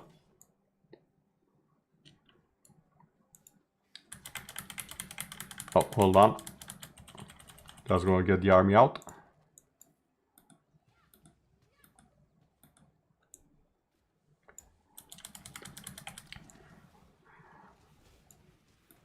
Now, for everyone who is brand new, like Eris or Nox, to the game, I'm running a minion build. As you can clearly see, the army charging forth to conquer. Not necessarily divide, but definitely conquer eventually. The giant hands that randomly appear are from the hand on my back, as I have mentioned it previously. Okay.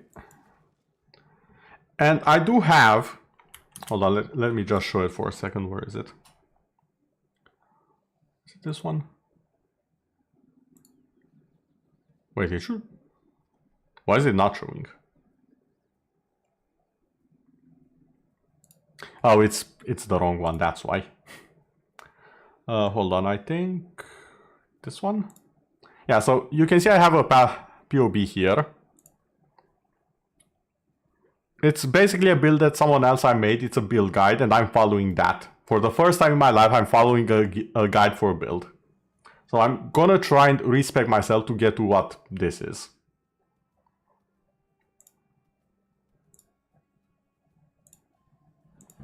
Hope that made sense.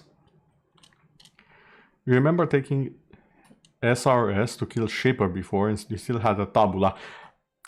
I understood Tabula, and I kind of understand Shaper, because I think I saw the Shaper, just a very, very basic introduction to the Shaper concept. I think I saw it in the last league for the first time.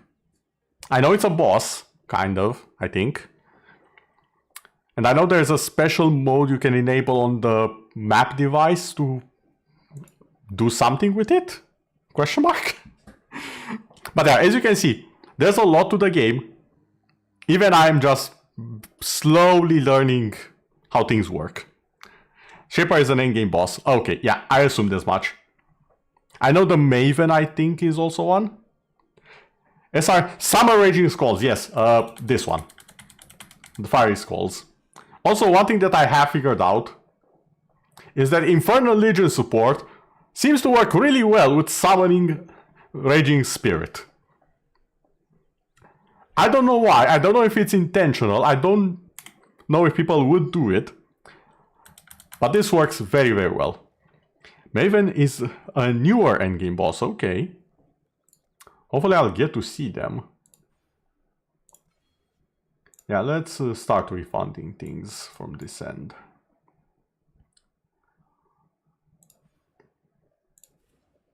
Okay. I think that's it. Yeah. We'll go this way. That's some more mean damage.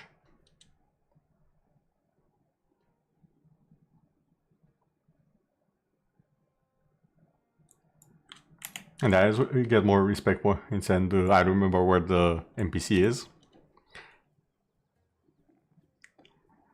Get to maps, and I think yellow maps. Yeah, that's the point where I did see the Shaper and the Maven. You do need to enable their special modes on the map device to encounter stuff for them, I think.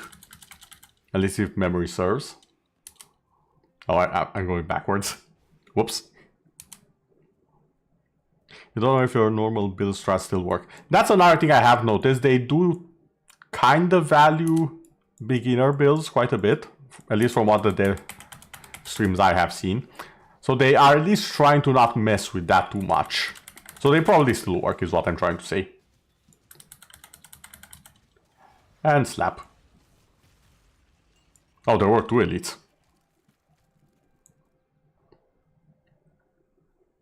Okay. Oh, here's the encounter that I was talking about. That's the league specific one. The Righteous Fire would probably work. I just watched someone essentially be the Righteous Fire guy, so I think it works. I'm not sure if it's the specific type of Righteous Fire that you are using. So there's at least one Righteous Fire build that the community probably thinks it works. So there is that. Okay, let's bring the army. Because things are about to get a little bit messy in here. Now, if I remember, I have to kill as many enemies as fast as I can in this. So I'm gonna make sure I have my offering to empower my minions. Have the space. Let's go.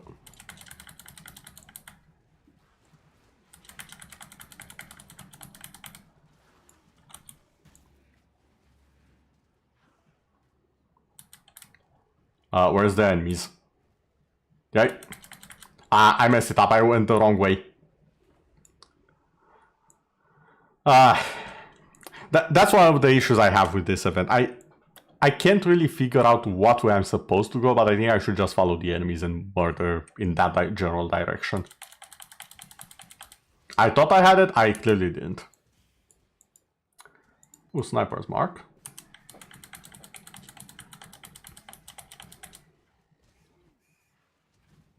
Okay, the two beasts for the hunt are over there. Yeah, it's Breach, it's an old mechanic, but there is a new variant to it, because it is the League mechanic. They have basically remade Breach and how it works. Like, that's the basic Breach, and there are bigger breaches, and you'll see them at some point, I'm sure.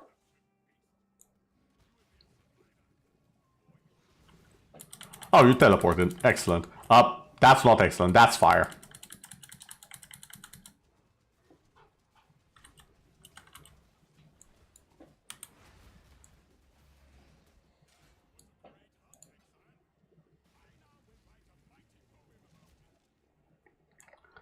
Okay, so that was it.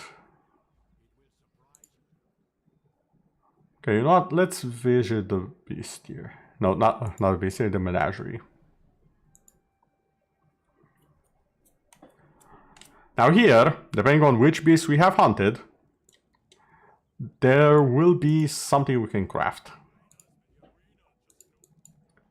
Not sell. Thank you. I'm just going to deposit some loot here. Just one short from the grab blood. Okay, let's see. I can craft a unique item. First unique of the league. Let's go. It will be level 15. Not that much lower than me. It might be something useful. It might not be.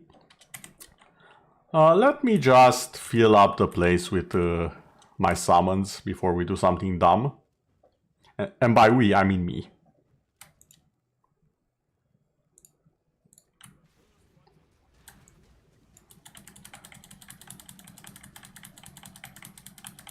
Come on, gank him.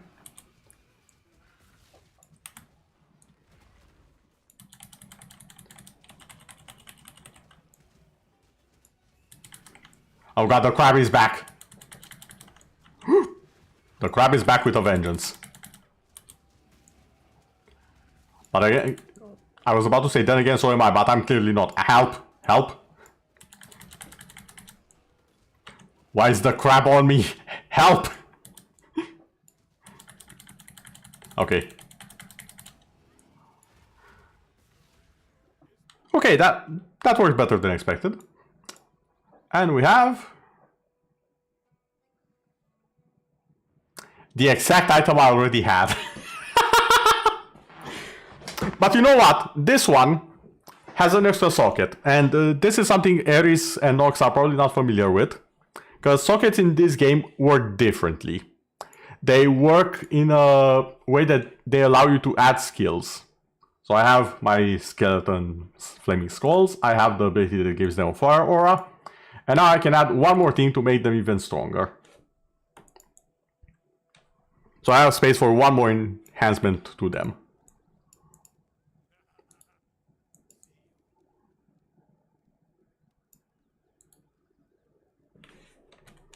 So actually, good craft. I'll just have to add something to them later.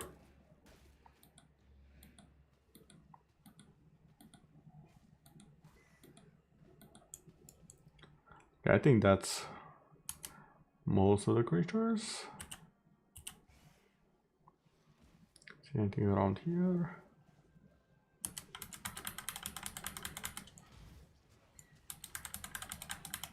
There's a few more I can fight.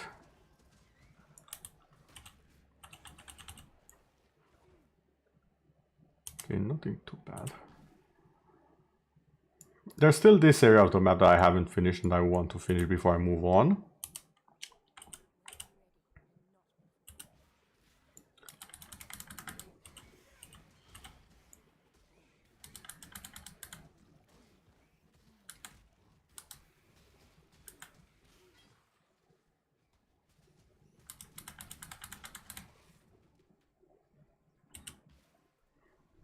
But yeah, in case it wasn't obvious, I do like my minion builds.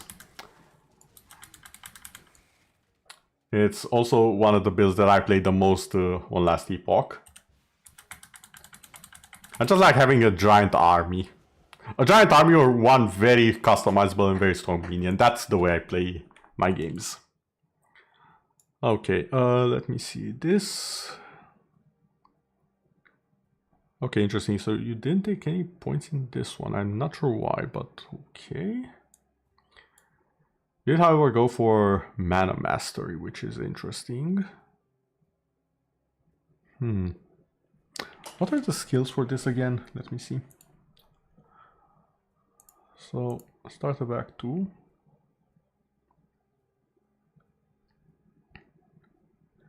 Absolution. I still don't know what Absolution is. I don't think I have that yet. Control destruction, added lightning damage, minion damage. Apparently Absolution is a minion skill? Huh. Raise zombies, flesh offerings. And after chambers, which is a certain point in Act 2, I get Skitter, Bots, and Desecrate. I already have Desecrate because it dropped. I don't have Skitter Bots, I don't think.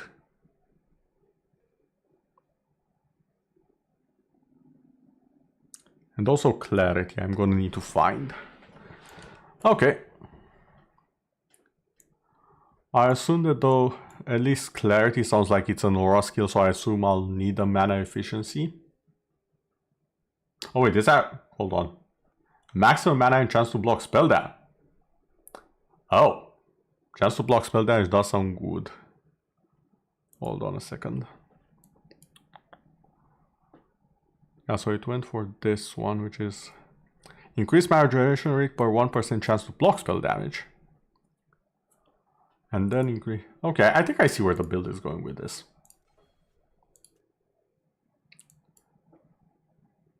Then I can start refining the line over here. Levels based on monster levels used in the ritual. Yes, I am aware.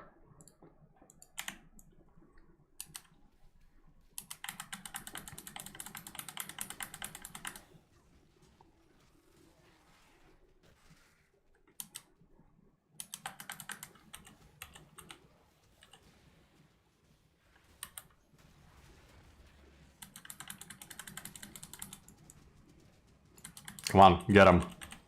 Gang him.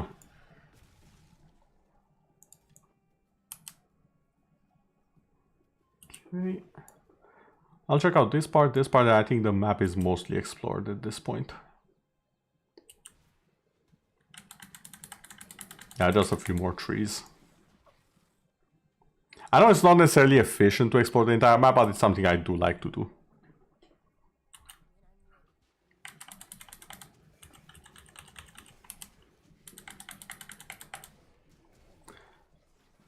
Now, one of the problems of my build currently, outside of the zombies, I don't really have any permanent minions. The skulls expire very fast, and the skeletons just kind of sit around in one place and they don't follow with me. I also have these specters that spawn whenever I think the skeletons kill something. I think that's how I set it up. Wait. Since my raging skulls are what kill stuff, I can take the phantoms of sport and put it on them as well. Hopefully the fire aura counts as a kill from them, and then I'll have a lot more specters around. That would be great if it works like how I just described. Hopefully it does. Let's see.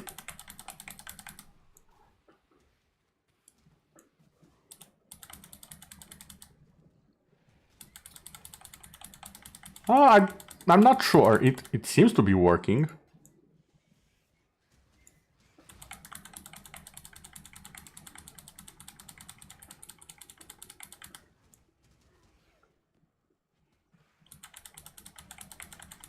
Come on, you're a tree. Why are you fighting the fire? I mean, you're fighting the fire because obviously it's going to burn you, but are you sure that's the best idea for you? You could just step aside, take a nap, pretend to be an actual tree.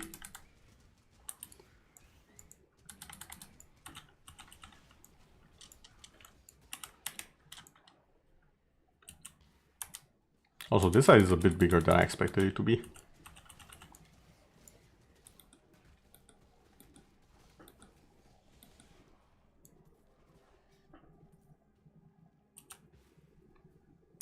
Okay, and that's about it.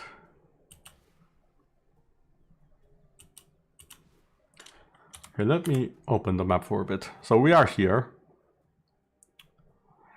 One thing I have noticed, the maps kind of match the symbols on the map. So the one lowest should be the one that takes us here, and the one that's highest should be the one to take us here. Now looking at these, deal with the bandits. There's one point here. And I think that's the only one we have there. So we can do this, then go over here. Good teleport. Excellent choice. Teleporting 1 centimeter away.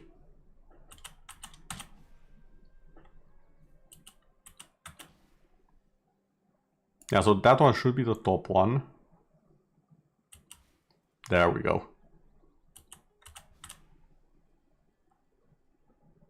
Did I activate this? I think I did, yes. So I'll go here, deal with the bandit, and then come back down. I don't think there's anything else in this area. And I do like doing the side quests. They're not necessary, and I know a lot of people skip them. I do believe the bandit one specifically is kind of important, if I remember right. Because I think it had some fairly powerful bonuses for a character. Unless I'm thinking of something else, which might 100% be the case. Oh, and we have another breach. And it's another small one. Not gonna lie, that's a bit old, because I was used to finding the bigger breaches. And now I'm finding just the small ones.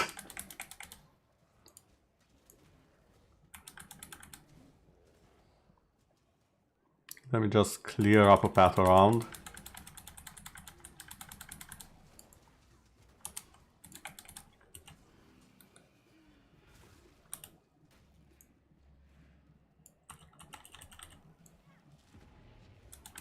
Okay, they're coming from that way. I saw it. Oh my god, I see the lag as well. Jesus.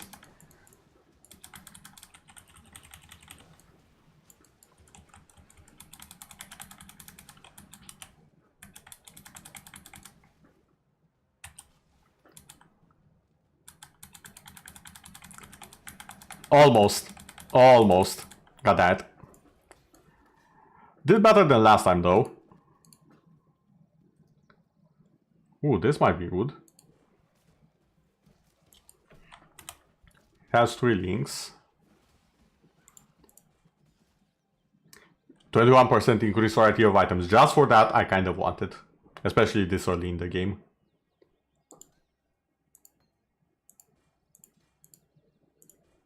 There we go. It has the flesh offering as well. Flesh offering actually I don't think combos with anything really, so I can just have it here. Have this free for something else. That absolution thing if I find it.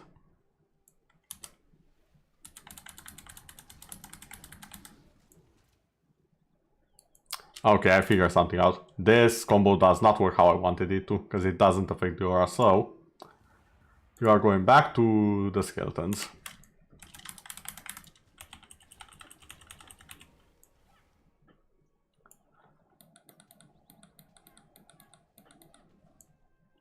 Also, I think I found the bandit I was looking for.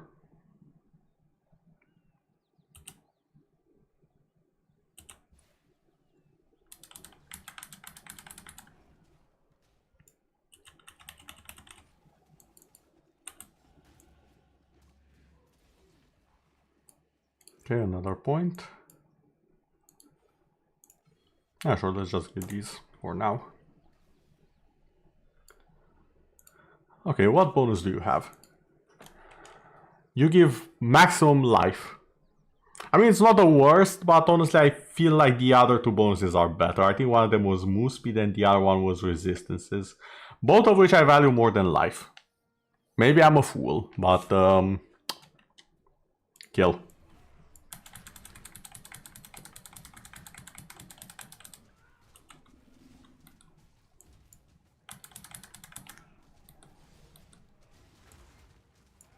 Charge him.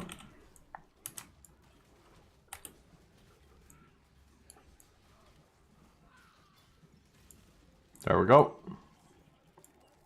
Properly turn to paste. Do I want any of these? No, not really. I think that was pretty much all I wanted in this. I don't think this one has a portal. Doesn't look like it. Should be fine to just leave for now.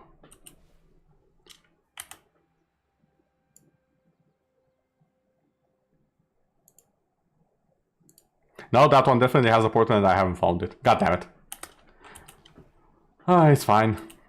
I'll find it later. I've already committed to going further in.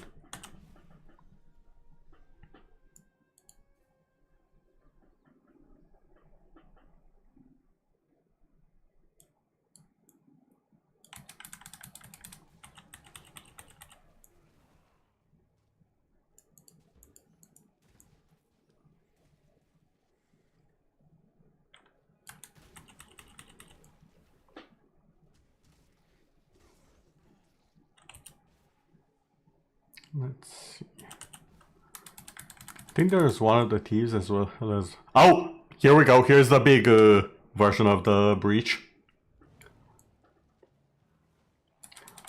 So we have all of these demons that have actually started building an empire, sort of, a castle that we can just burn away.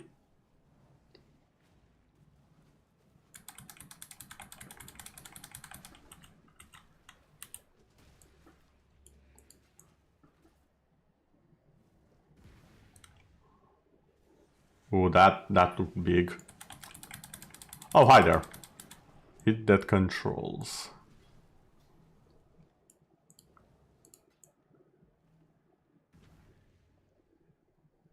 And yeah, you can see there are certain points on the map. I do believe if I burn them, they activate additional rewards if I complete a breach. Eat that creeps. Eat that stalks.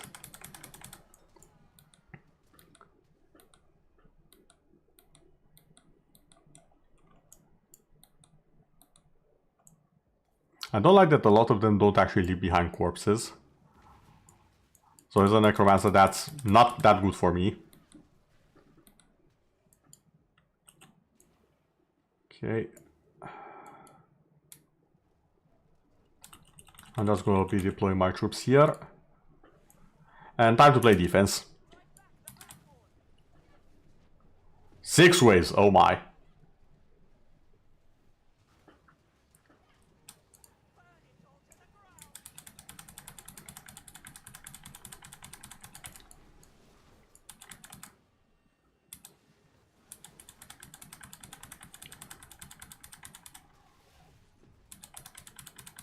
Stay away from my friend here. 4 waves done.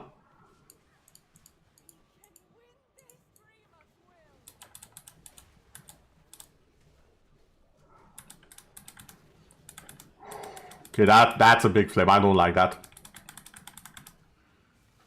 Last wave, come on.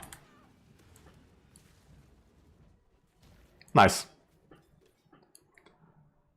And now I got these. No special items though, that's fine. I think I'll just go very fast to show off the league mechanic. Okay, I need to nap a bit more. Rest well, Diamond, thank you for being here. And I'm not sure how Ares will feel about this league mechanic, because on one hand it's very purple, on the other hand it's very grotesque and fleshy, like, with a lot of grabby hands. And personally it's the aesthetic I like, but we shall see. So we go over here to this wonderful hand tree. And as you can see, it's a skill tree inside of the tree. The jokes make themselves. Now I do have these things, which consume the resource here. I have 50. Wait, can I actually get all of it? I think I can. So this one goes in this place, and it gives an equipment. Now I have it set so it gives body armor, and it rolls sockets and links 150 times, keeping the best outcomes. So let's see.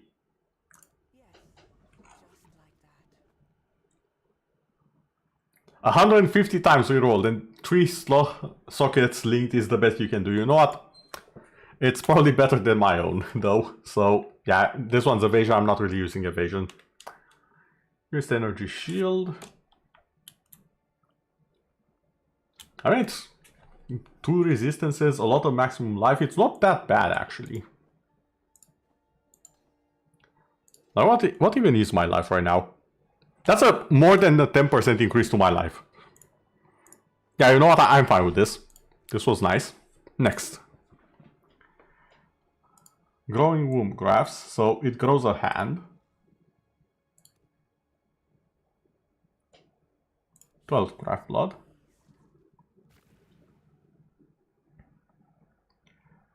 Seize the flesh. Oh, that's a new ability. Hold on. What's this one?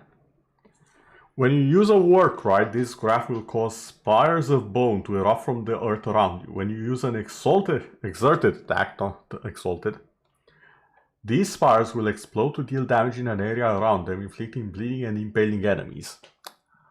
I don't think that's a graph I can use, but it sounds amazing for a build that does have work rights and whatnot. I don't think that's my build right now currently. We also have this one, which is another item.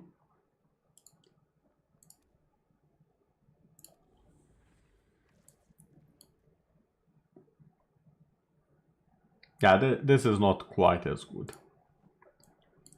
But hey, it will be perfect for selling, I guess.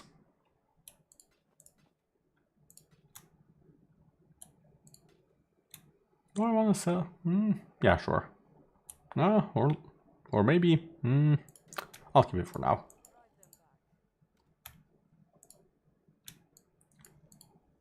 I'll just add this here. Those are the other hands I have collected so far. But I can purchase a different graph. Oh, it's the basic one.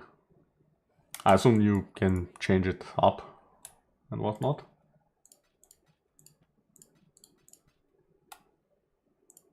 Okay, that'll do for now.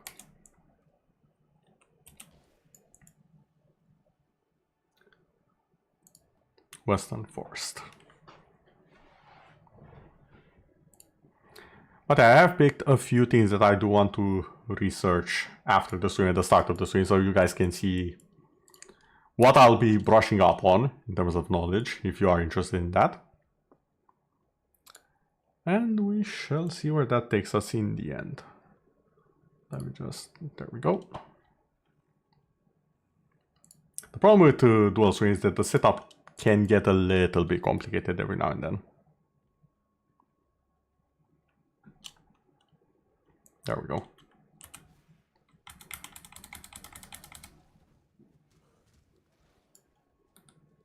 I should replace some of the zombies, I think.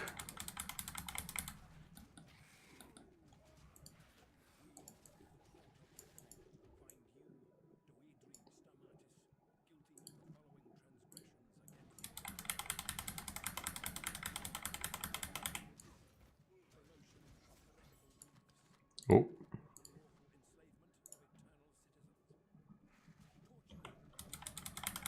Ow. There we go. Oh, cast speed increased.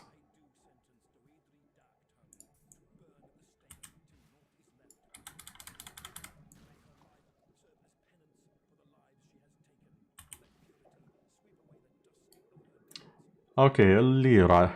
Now, were you the bandit that had a good offer?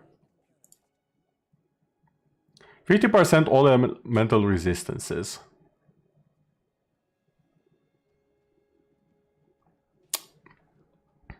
I'm gonna go ahead and say that this is probably a pretty good one, but I want to remind myself what the other bonuses are. Hold on. Again, this is the league where I get good at Path of Exile. This is the league where I use all of the guides, all of the help, all of the Google foo that I have mastered over the years. So, Path of Exile, bandit rewards.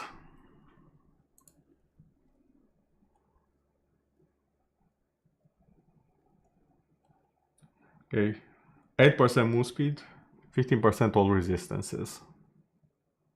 All elemental resistances to be specific. Kill all bandits, 1 passive point. I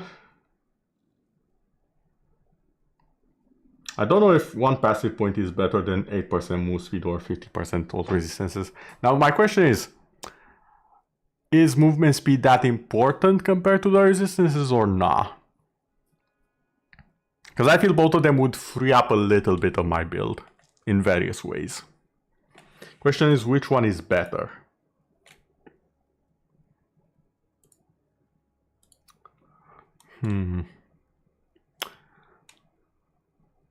I think it might be...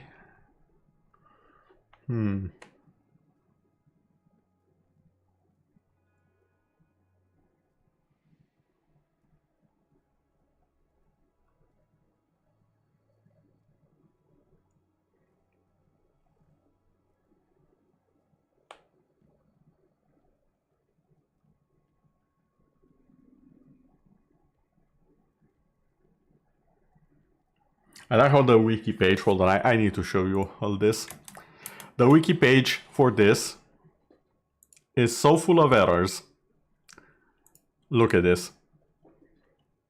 This is the wiki page, by the way. It's so full of errors for this specific quest, when it details how you can respect the reward for it.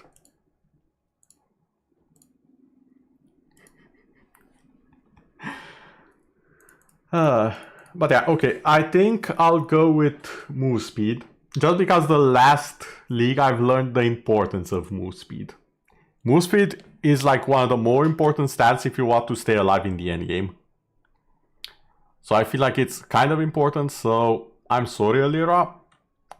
Resistances feel nice in my brain, but deep down I know move speed is superior. So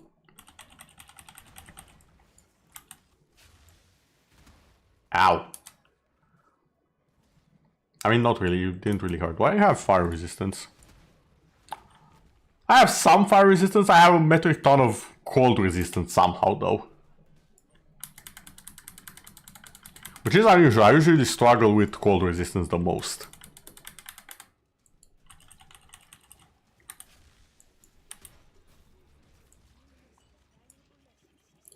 There we go.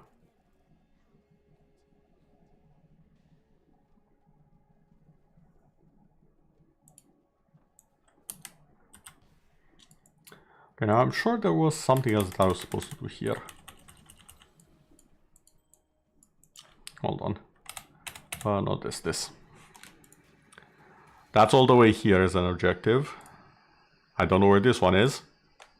The way forward. Open the path blocked back to Prisoner's Gate. Okay. And so that's probably somewhere in this direction on the map.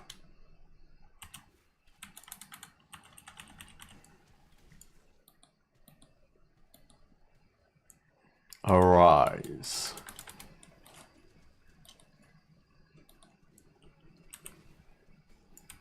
There we go.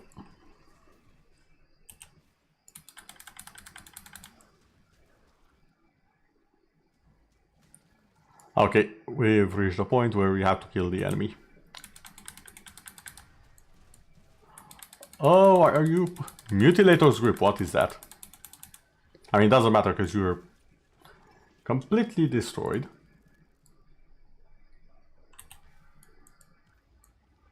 And now the path that was previously blocking the last chapter is open. I can get my reward from them.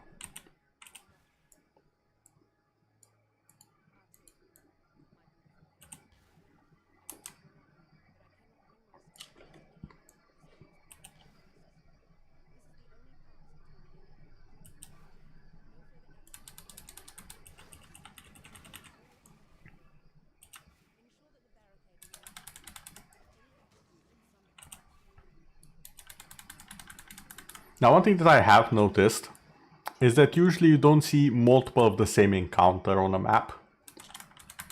So that means I won't be seeing another breach here, probably. So let's go back to the encampment and get our rewards.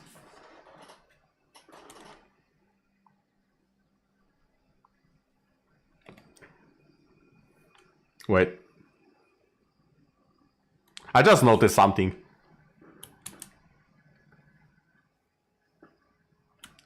Hold on, I have made mistakes. Okay, first off, you.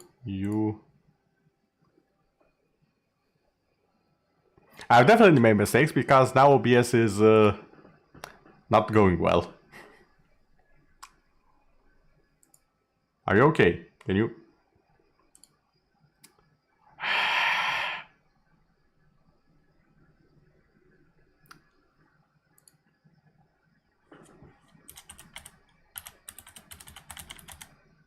Oh my god, everything is...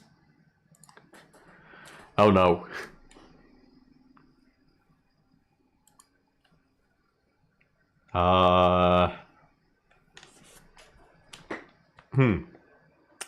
Well, this ain't good.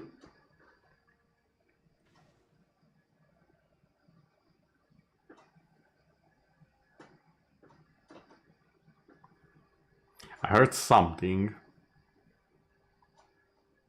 I'm not sure what.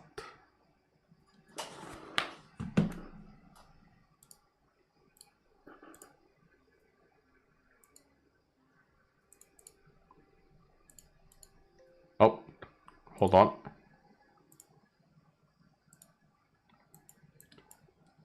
Okay, I think we're back. Question mark. Okay, so a few things. Closing these, and you need to go way down. Okay, about that down. And now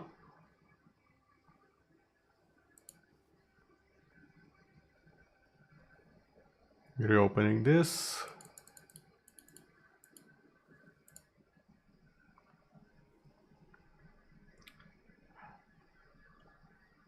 Okay, I think we are back. I think I fixed it. Apologies for that. Also, what the? Sir, you are burning like a phoenix. It is amazing, but oh my god, my eyes.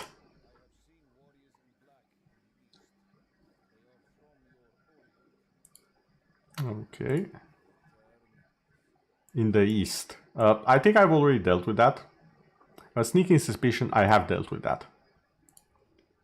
I should have a reward working for me in here, I think.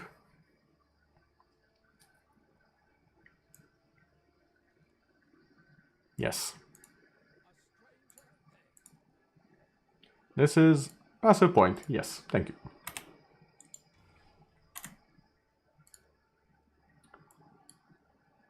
I'll be getting this.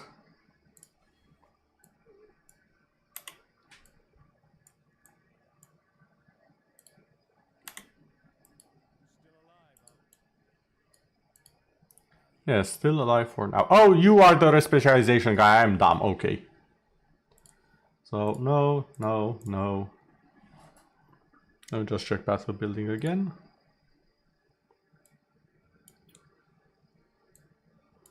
Okay, so let's do this for now. Let me see, what do you have? Oh. Okay, that actually seems a bit more important than what I was doing. So we go here. Oh. Now I can put the points in. Here.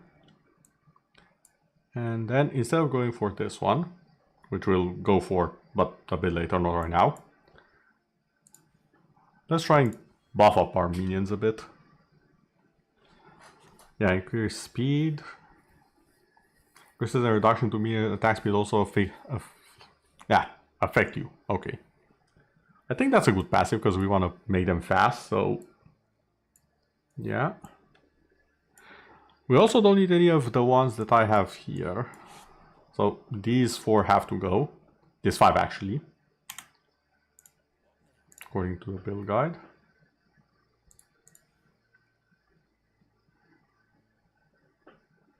Okay.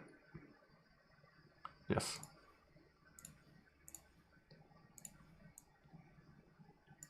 Okay, apply. I have level 22.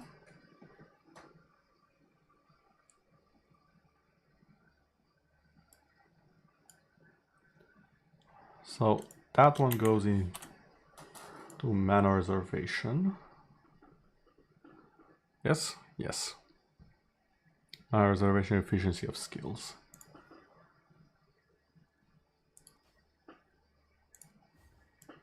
Then over here,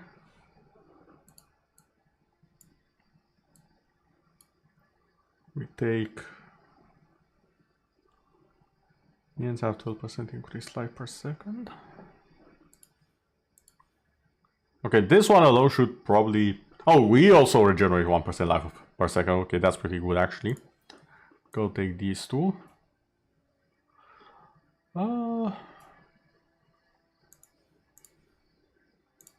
I'll take these two as well for minion attack speed. Cast speed.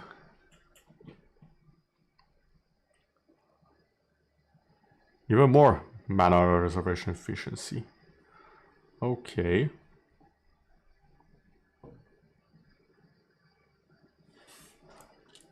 Yeah, I think I see the point. And if I see this right, there's also none of this. We have one more point. Retribution. Increase damage, minions deal increased damage, increased attack speed and cast speed. And 10 circuit intelligence. You know what? Sure.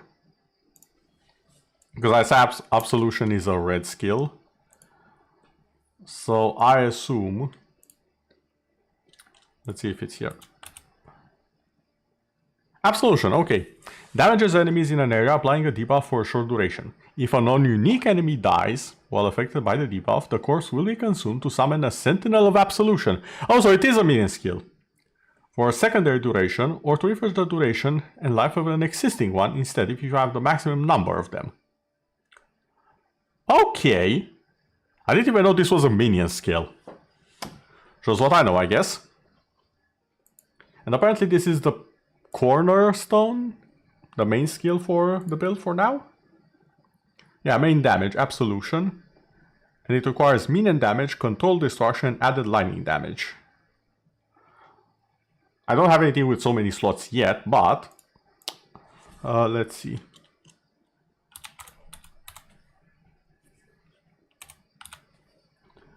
Minion damage, let's see, do we have that around here? Minion damage, yes.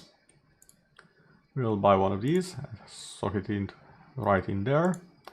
Flash offering, you can go up here. Absolution goes in here.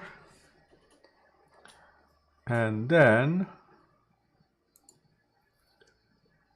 what is control destruction?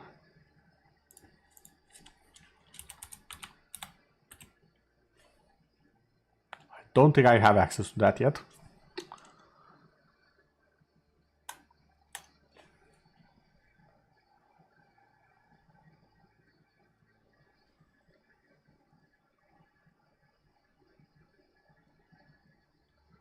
Destruction supports attack skills or skill that deal damage. Okay.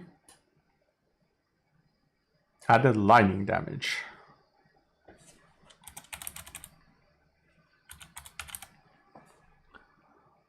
Spark, lightning tendrils, smoky burst, storms, added lightning damage. Okay. Let's have a fireball, Absolution. Okay, we'll see how this goes. I wonder if skitter bots are currently available. Yeah, I cannot have the skitter bots yet. Okay, fair enough. Slowly figuring out how the build works. Let's see. A percent increase to armor. Might not be the worst thing out there. I don't like the slots on it though. And currently I value slots a lot more than anything else. You know what? I already have a ton of strength, so... Wait, global. I don't think it affects my minions though, so... Let's have that. I do believe strength adds more HP. Yeah, a little bit. See this one. A lot of health regen on that.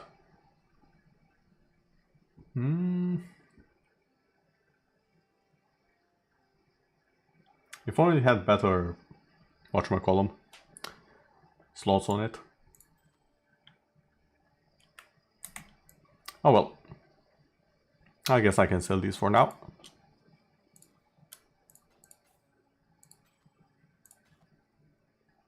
I'll keep that one.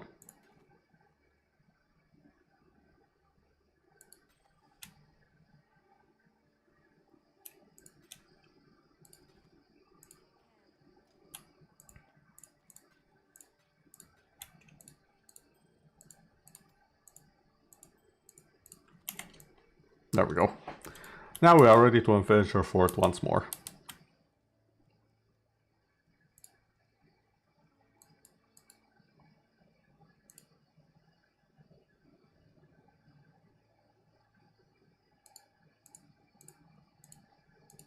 Now that I look at it, it's odd that we don't go down here at all. Was that an optional area? Hold on, I want to see this. Oh. Uber Incarnation and of Dread boss kill event. Starts in 28 minutes, okay. I think Eve mentioned that there's an event to kill... Oh! Hold on. I'm curious, do I have anything for this one? I feel like Absolution was mentioned at some point. Unity Fireball, Frostblink, Ray Zombie. Okay, I don't think Absolution has an effect.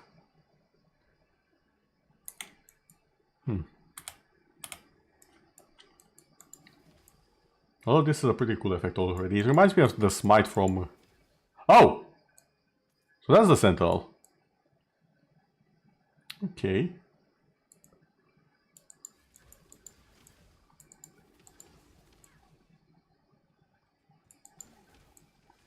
Oh my, they cast it as well.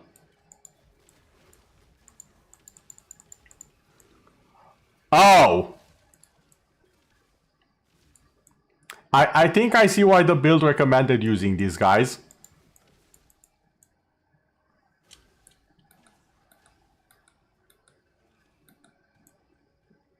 Okay, yeah, I think I see. Wait, you again? Didn't I kill you? What? Oh.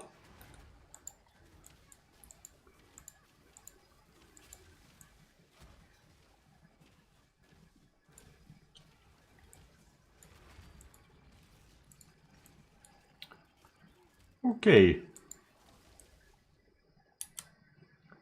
I did, in fact, make my choice. She was just there to farm. Or rather be farmed in this case. Hold on, I need to see the tree again. Okay, so after that it arcs like this and goes... Wait. Oh, it arcs like this and goes to here. And to here. Chaos resistance is pretty rare from what I've seen. So I can understand why they went for this one. I don't think it's that important early on. I might be wrong.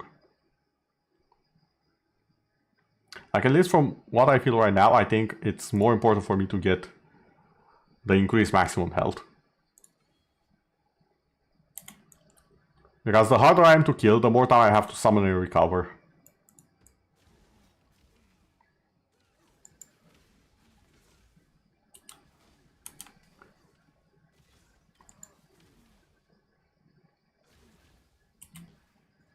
Oh my god, how have I been playing minions without this?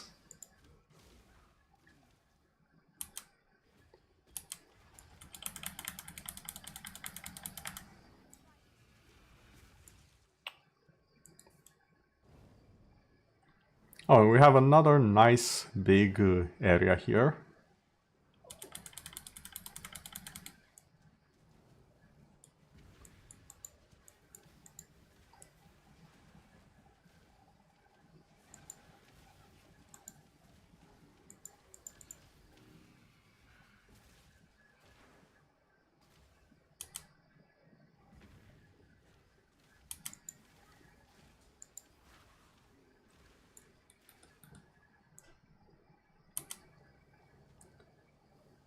Okay. I think the game just shows me where the spots are.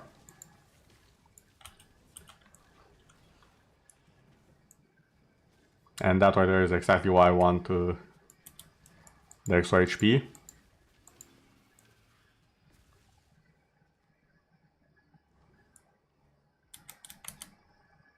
I get all the points, I think I did. Okay.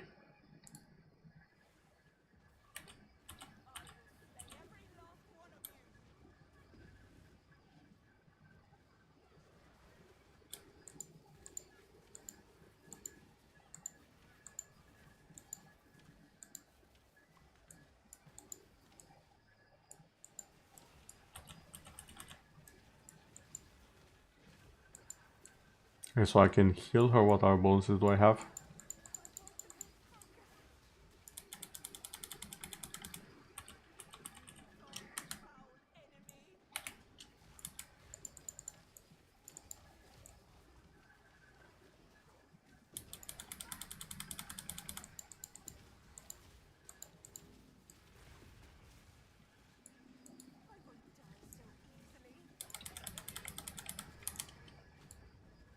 Okay.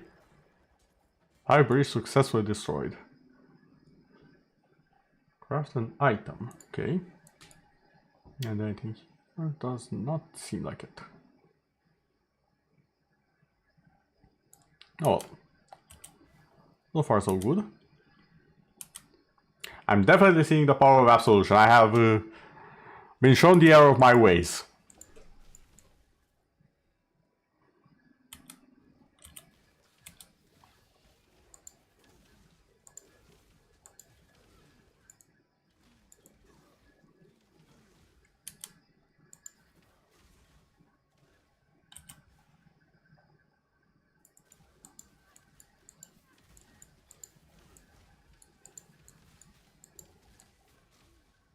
I assume later on I can summon a lot more of them.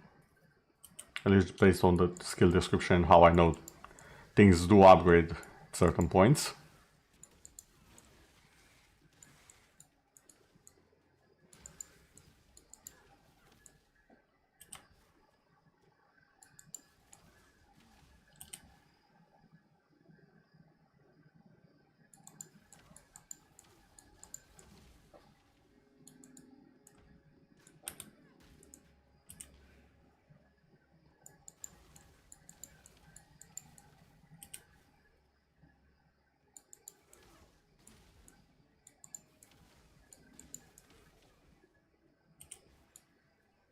The riverways. Oh, wait. How did I go back? Did I spend too much time in town in the map reset? That's probably exactly what happened. What am I saying? Why am I confused about the obvious?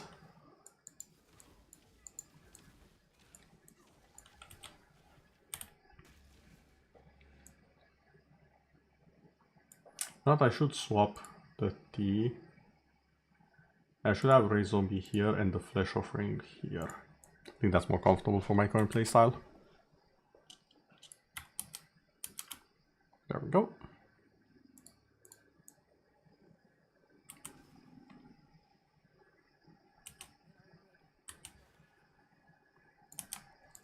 Okay, that's the place where I should be, I think.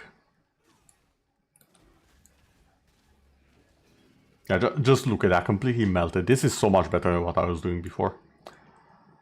The Weaver's Chambers. If you don't like spiders, please look away. I feel like there's about to be a lot of spiders on screen. Just based on the name and the current fact that there are a lot of spiders. Currently, well, not spiders, spider webs. Close. But ever so slightly different. I'm sure the spiders will follow though. Yep, there we are.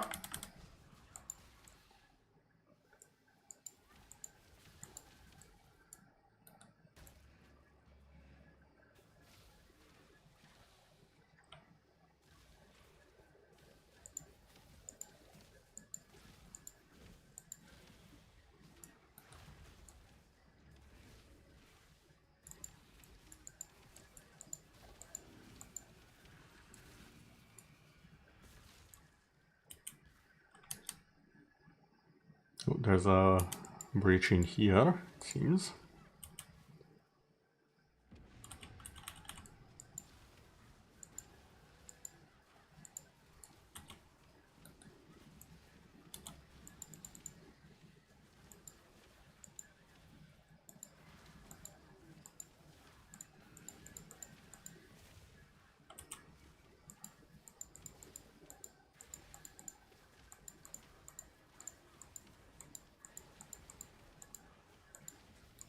How do I...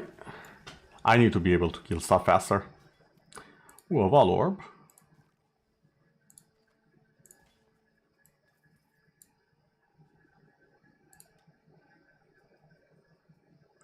I'll grab that one. Maybe it has something better than what I currently have.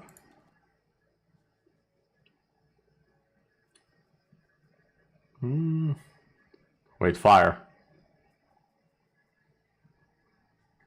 Where's global sugar? I'm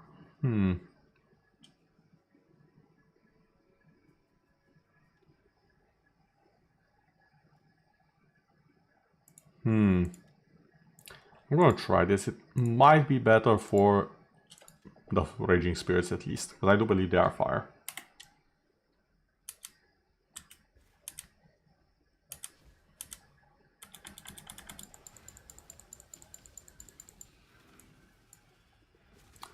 Also a level up. Maximum life. So with this I should have 100 extra life. Okay, that is a lot of life.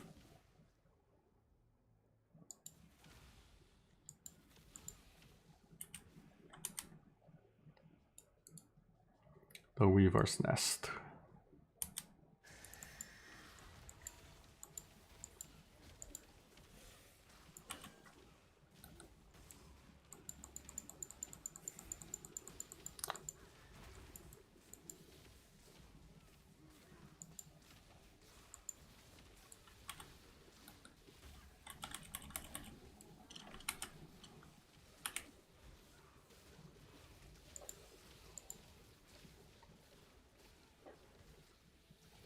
Come on, little spider.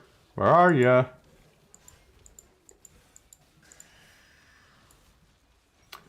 Absolutely decimated, I see. Understood. Okay, I think that was my fastest kill of this enemy ever. Well, there goes the Spider-Verse. Yep! All the way into the...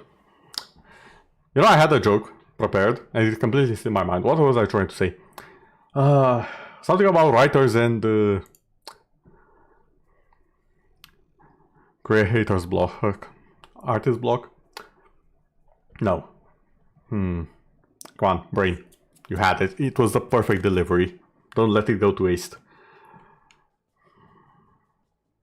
Well, I guess considering with how much time I'm having describing this joke and getting it across, it probably went all the way to Netflix. Not the way, joke is well received. I mean, I kind of salvaged it at the end. It went all the way to Netflix with how much trouble I had getting it across. And making sure it gets a decent delivery.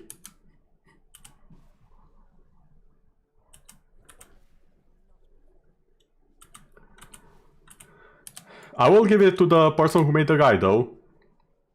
Absolution for a minion build. Absolutely fantastic. I appreciate it, I like it. I'm gonna keep using it for a while now. I have seen the light, and the light summons very buff people to smite my enemies. Perfection, indeed.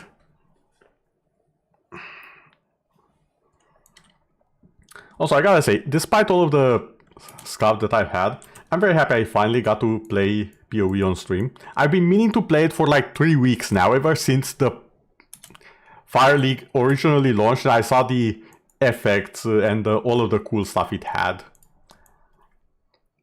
Like, I'm half tempted just to rewatch the announcement, because it's like 15 minutes or something, that it shows all of the cool stuff that come with this league. Actually, Aries, do you want to see that? Just as a feel of what Path of Exile 2 will be getting in the future. Or who knows, maybe you'll want to give this one a try as well. If you're interested in that, I'll be more than happy to put it on screen and we can watch it together. You to see it the first time and me to reminisce about all the cool stuff I saw in it. And to comment on it, obviously. Yes, you want to see? Okay. Let me just go to town so I'm safe. And I'll bring it up. Okay, back to town.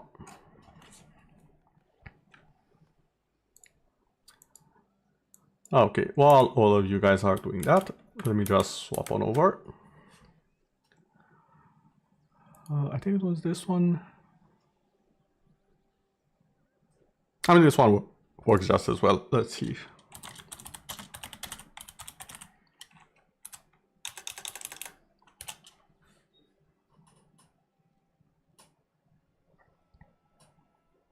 Yeah, there's an official trailer and the content reveal.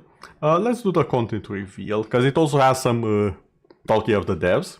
And I think I can end it on that note, Because it is like 30 minutes. I think that's a good time for the stream. At least for today. Tomorrow we shall see. I mean, I already said... hold on. I already kind of said what I'll be streaming tomorrow, if I remember. Hold on. How does this work? It works by lagging a little bit at the start, of course. As you do. There we go. Let me get this over here. Okay, and I think we are ready.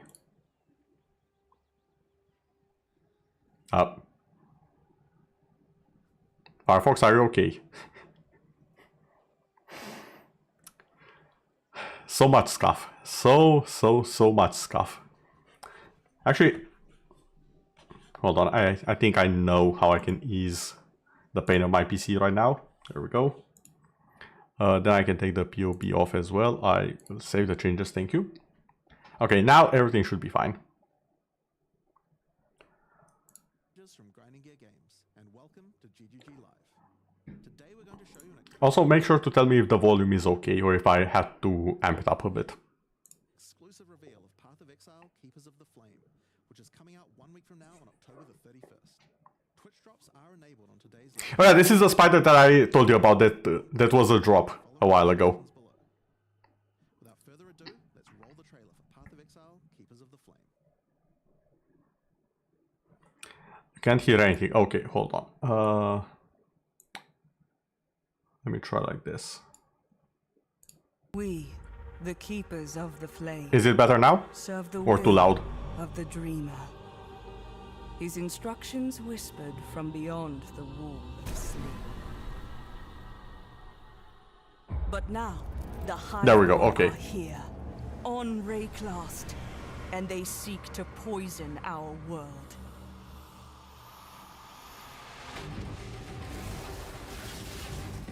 You also see some of the builds in action with these, which is very nice to see, especially as a newer player.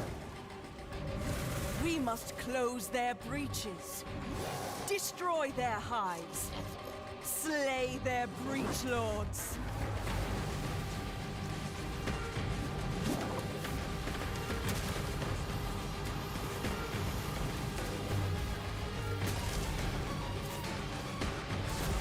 The classic spin to win builds.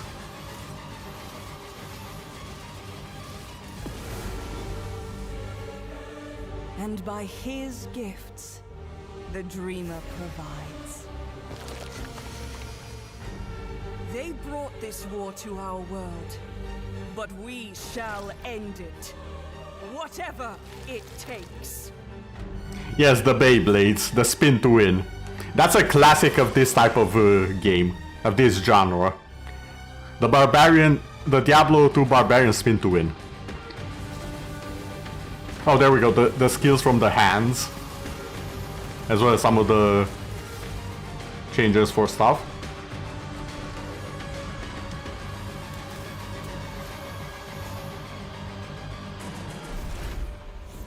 They're finally adding trade. Imagine this game didn't have the equivalent of an action house that other games have. This game didn't have that until this league.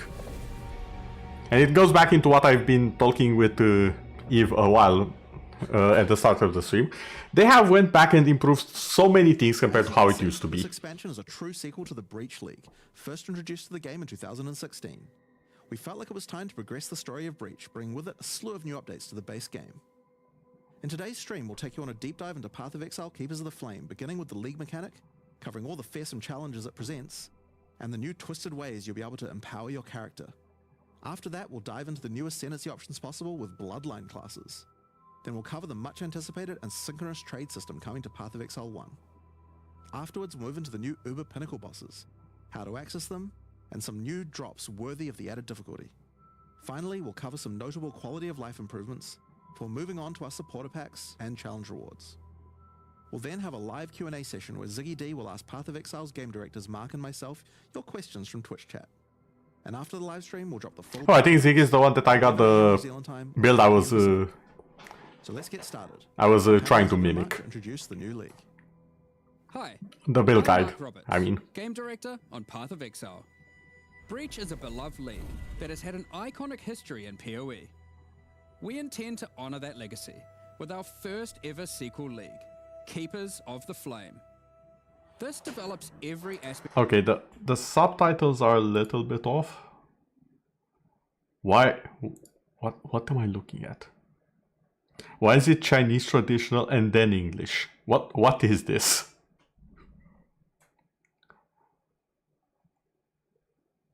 Or I assume Chinese traditional is the original and the person translate. I don't know what.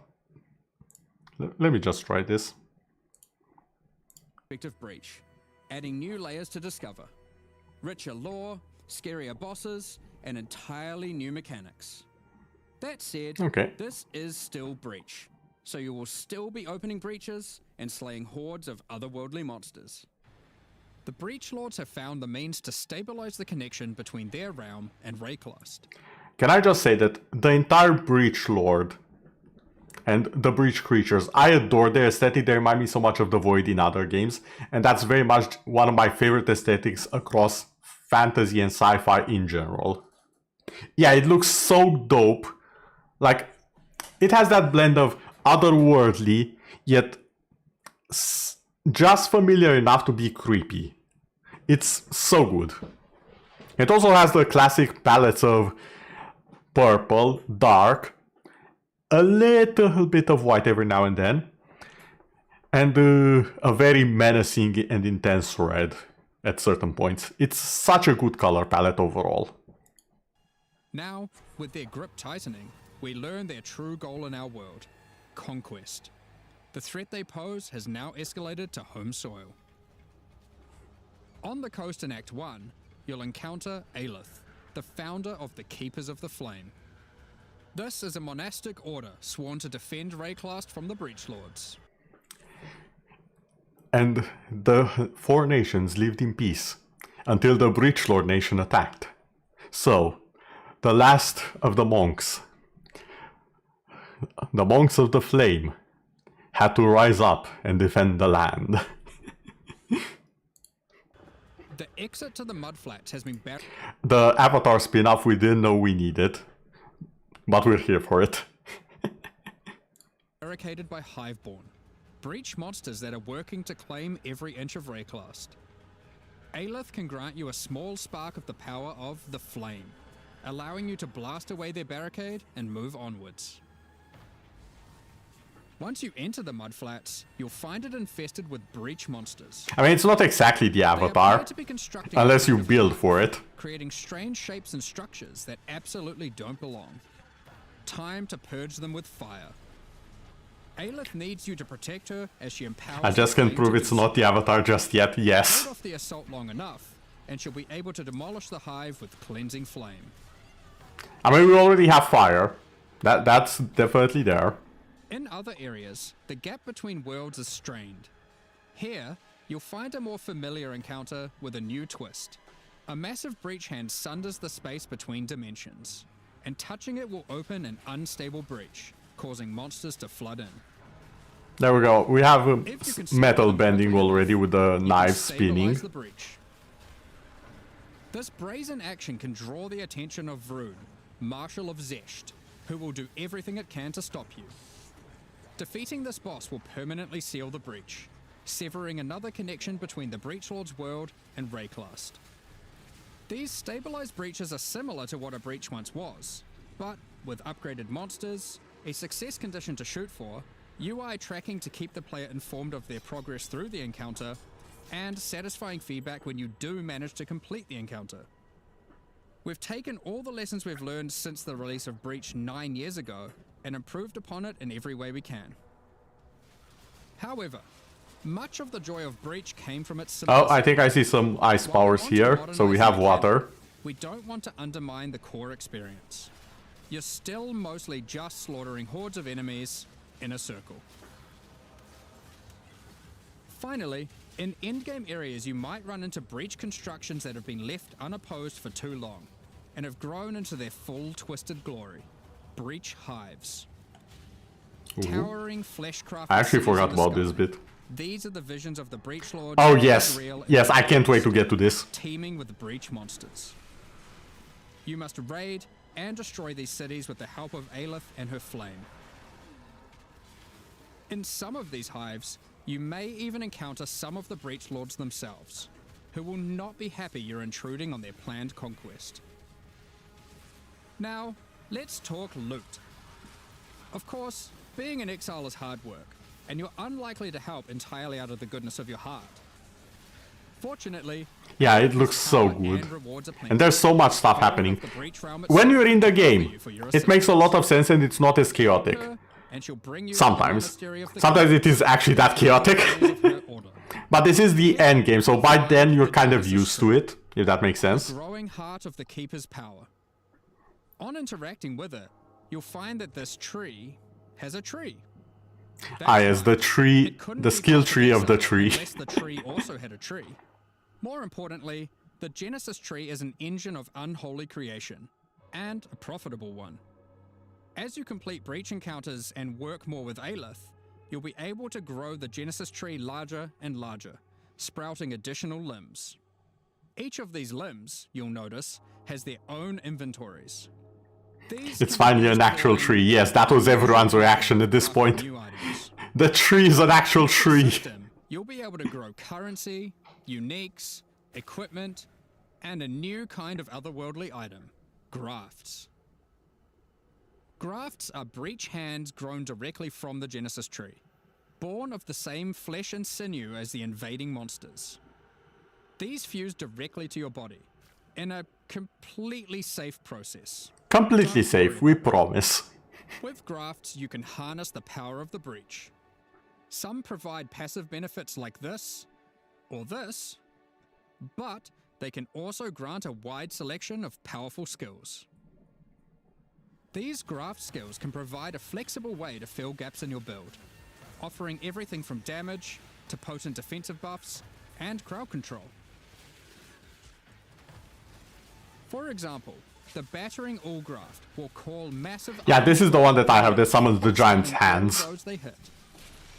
For some additional pack clearing power, you could definitely safe and hella handy, yeah, very handy. When commanded, this you could say they lend a helping hand or two. Creating a deadly ice tornado, which aggressively seeks enemies and fires off bursts of ricocheting projectiles when you critically strike with skills.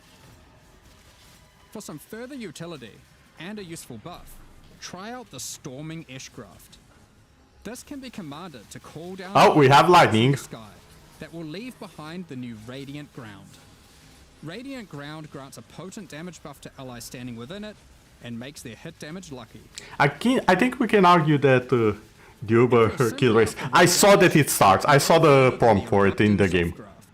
Which causes massive eruptions. I don't have faith in myself that I'll be able to participate in any which way or form, but I did see it. I'll research it after the stream. Thank you for reminding me. You can even unlock a second graph slot as you progress through Aelith's questline. Yeah, this is where I know that you can get two hands. Just a hit in level 50 gets you a box. You know what? I'll try it. I'll do my best. We'll see. Which needs constant supplies of graft blood to grow anything useful. You can do this by defeating breach monsters, which will leave behind blood that your graft will automatically collect. When you feed this blood to the tree, your allocated passives will be put to work. This section of the Genesis tree can be used to grow new grafts for you, which the Genesis tree will then birth in a gruesome display. Basic passives on the tree might increase item rarity of birthed grafts, or the chance to birth additional grafts. These passives can target specific types of grafts, and this passive causes grafts to be birthed with a random amount of quality. Quality improves the amount of blood that can be stored by your grafts. This section of the Genesis tree births currency items. Basic passives can result in more or better currency. Allocate this passive to sometimes cause a shower of currency to burst forth from the flesh of the tree. Yeah, it's a lot more reasonable one as well. I'll give you that. I'm very appreciative of it. It is in addition to the one already there, but this one won't scare people away. Grafts themselves are born of a different world, So Also, just pausing for a little bit. One thing I can appreciate it, and you'll see it when they hover over one of the points. Hold on. unmodifiable by most currencies. However, with this passive, the Genesis tree can occasionally grow fleshy mockeries of currency orbs. Hold on. I think it was a little bit before when they showed it.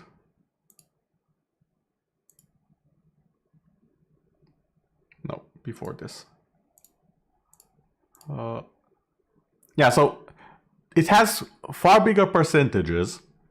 So it incentivizes people to be more excited about each upgrade in particular. Like each upgrade point counts for more and provides a far bigger bonus.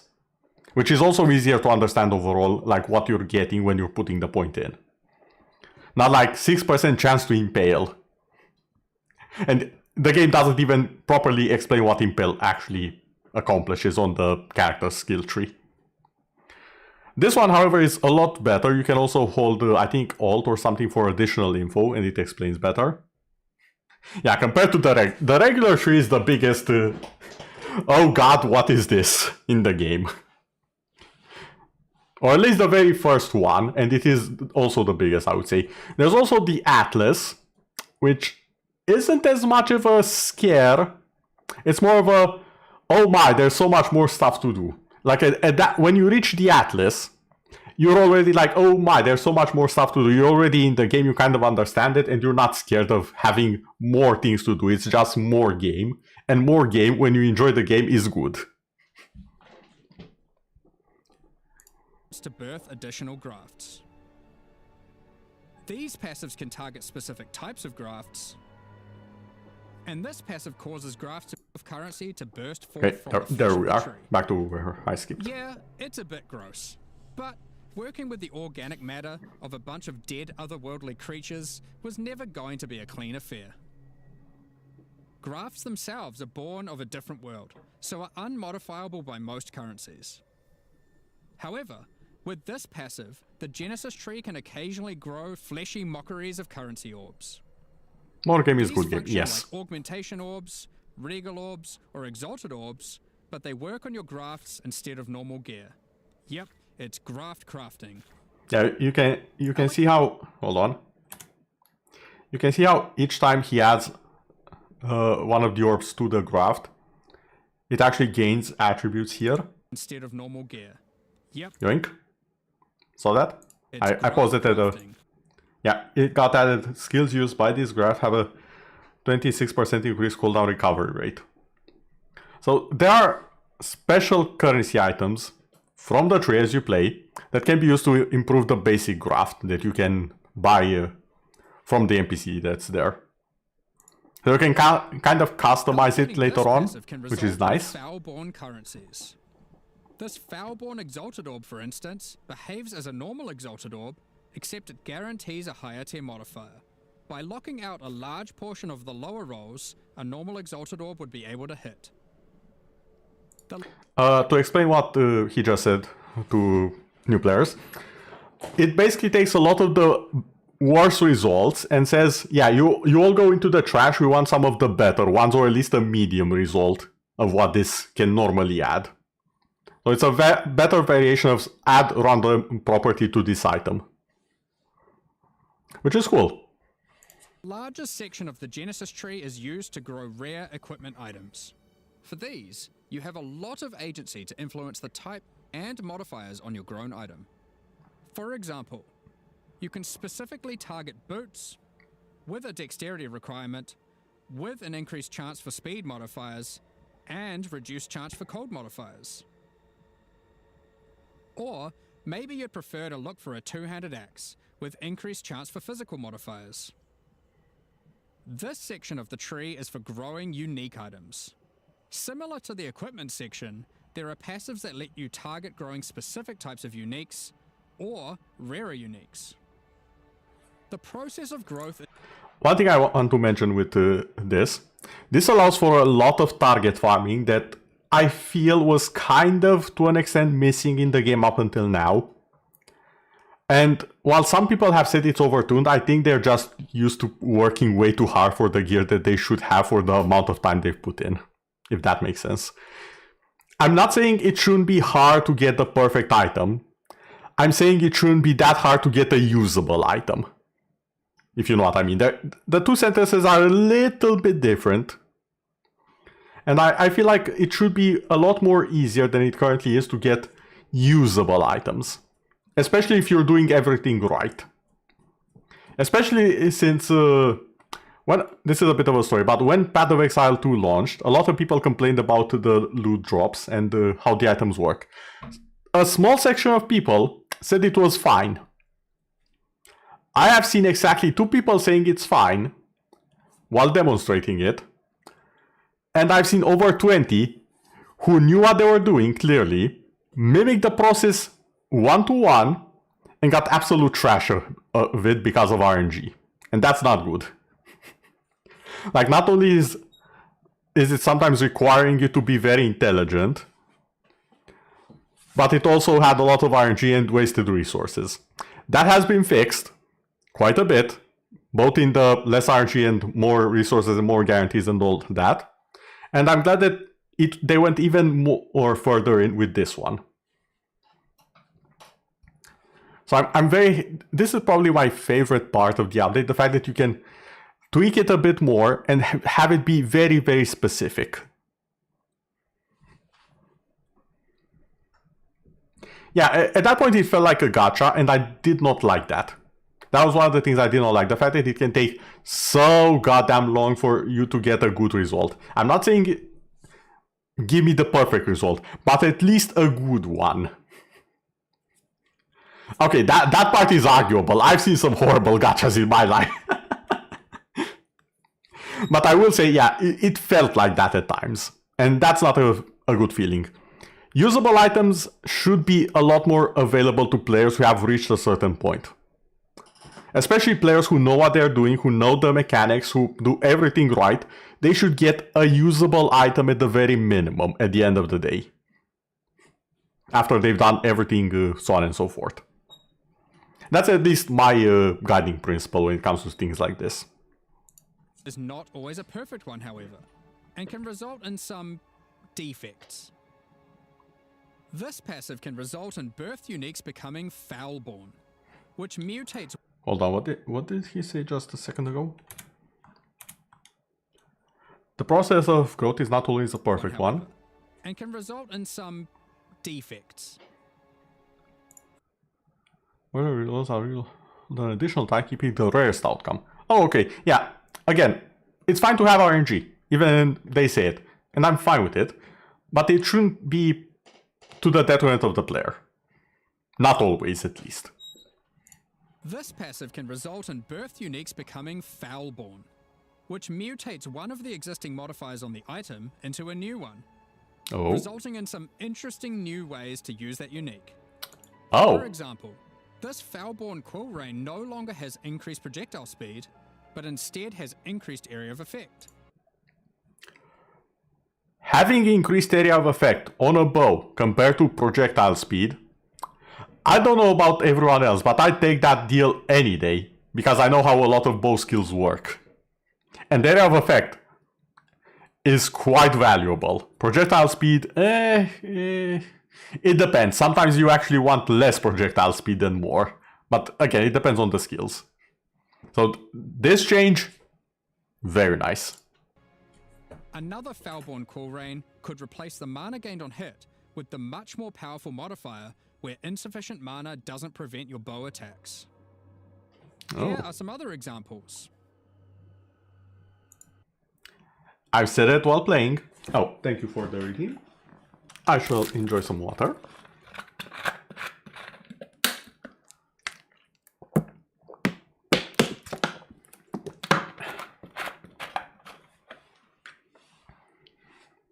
But yeah, I've said it while playing as well. Chaos resistance, at least in the first game, is quite rare and quite valuable. 63%! I would have murdered a lot to get this. Just for this item. I don't even care about these. Okay, maybe I care a little bit about the increased variety of items found. But all the rest, I don't even care. It could have been blank. 63% chaos resistance on a ring is so damn good. So damn good. especially in the late game. I'm not sure what Elemental Overload is as a stat, but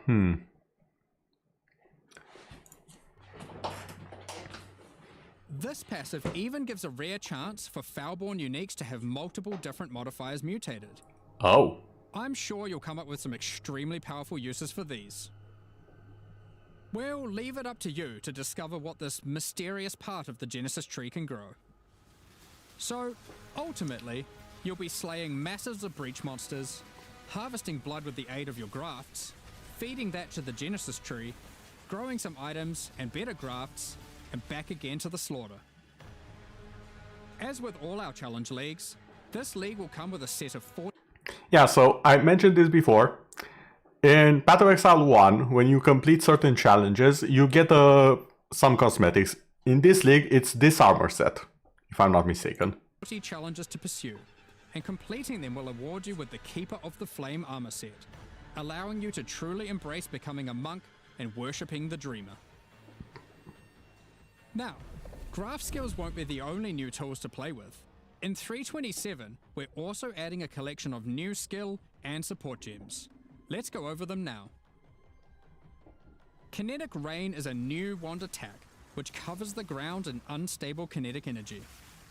These hazards collapse at the slightest touch, releasing their energies into any unfortunate soul who happens to be standing on them. With enough projectiles and area of effect, an enterprising exile could carpet the world in dangerous kinetic force. Wall of Force creates a barrier of kinetic power, causing allied projectiles to ricochet towards targets automatically.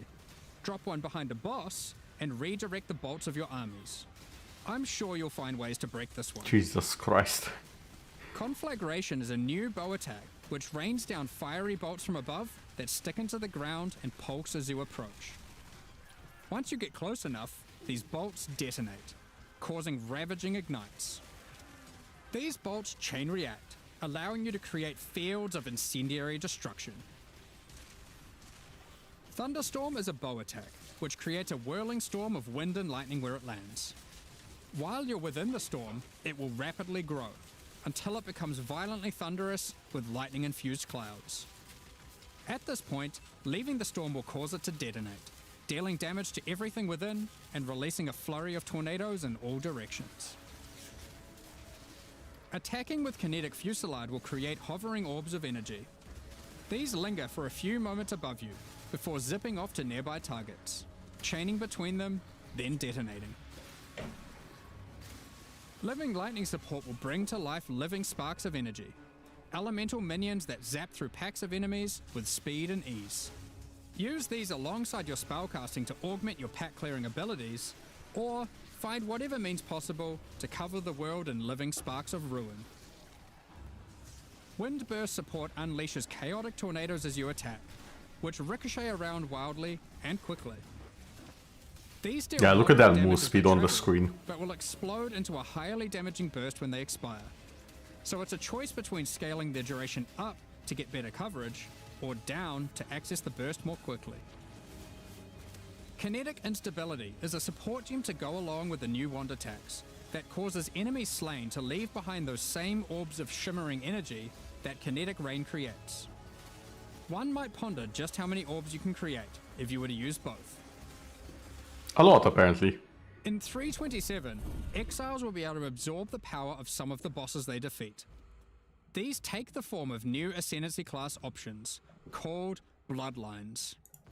Okay, so I don't think Ares has reached this point, and for anyone new, I'll just explain a little bit. Ascendancies are basically it's not a tiny one. It's an upgrade to your class, a specialization, so to say.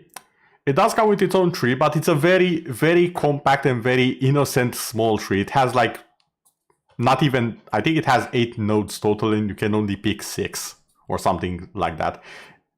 It's not scary at all, for once. And this league basically added, if I remember correctly, added like 10 more, which can be obtained alongside the one you normally have access to.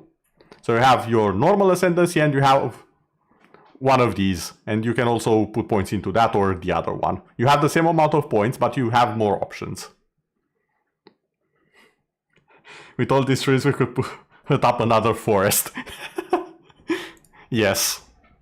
Bloodline classes are a new means of character customization in the endgame. They are secondary ascendancy classes that are unlocked by defeating specific endgame bosses. They are allocated with your normal ascendancy points, and you'll have to choose how many of your points go into the original ascendancy and how many into your bloodline class.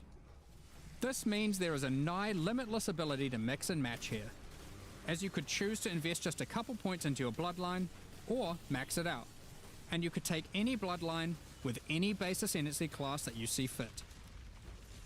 To unlock your bloodline, hunt down the endgame boss whose power you desire and defeat them, or have a friend help and claim the power for your own. Yeah, so this is the tree. As you can see here, there's 1, 2, 3, 4, 5, 6, 7 points on this one. It's not scary at all. And you can only pick one of these. You don't get two of these.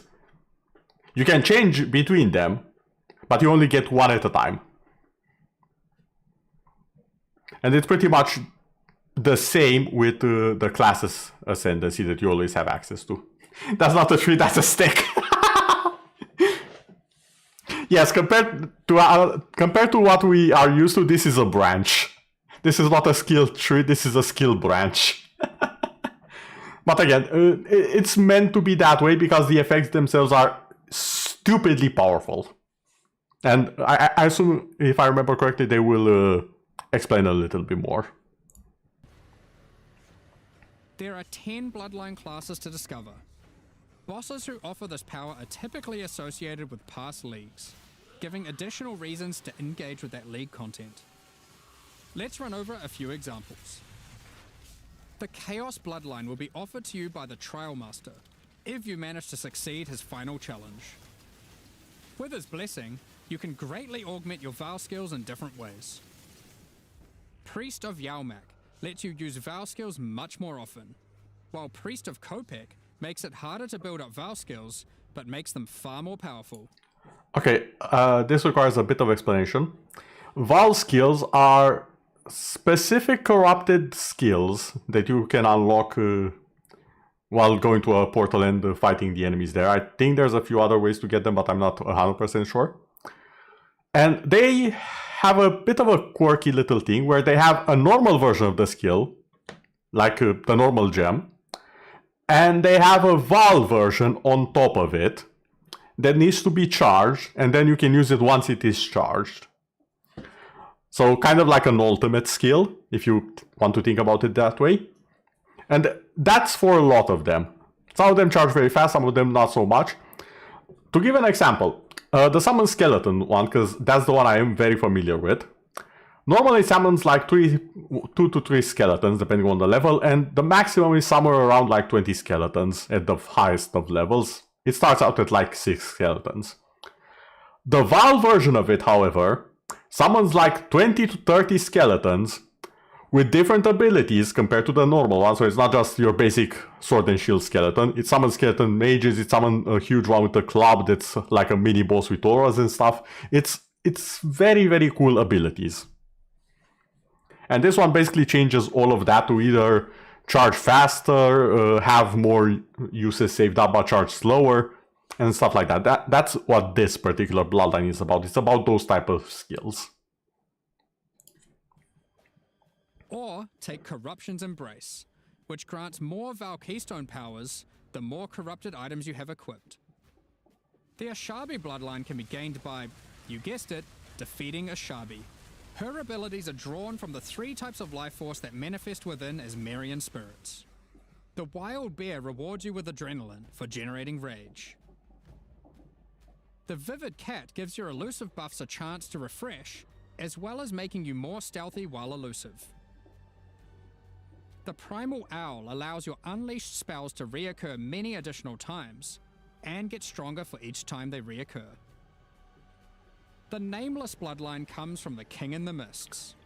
Okay, the previous one said a lot of words that sound like mumbo jumbo. I am familiar with a few of them, so there are certain ways to empower skills that you use or have them consume some things depending on other gems that you use with them. And that just improves all of what I just described. So that's that ascendancy. Be forewarned, his menacing power comes at a great cost. With the Unseen Hand, you can equip a third ring. When I saw this, I noticed everyone in the chat, because I saw the reveal live, everyone in the chat lost their mind. And at first I didn't get it. Then I thought about it for like 3 seconds and I was like, some of the best things in the game can be on a ring. And you're telling me I can have an extra one of those. Okay, what's the downside? There's 3 ways to get to this one, so this is the reward. What's the negative? And we're about to see the negative.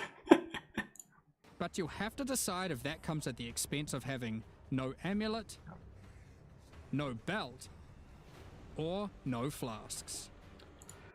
Mind you, this also gives you immunity to either poison, curses, and I think... what was the other one? Belt. No bleeding, yes. So you can also gain immunity to one of 3 disabling effects the enemies can inflict on you. So it's not a complete negative to get to the ring. Or no flasks. Get a ring cut off a hand.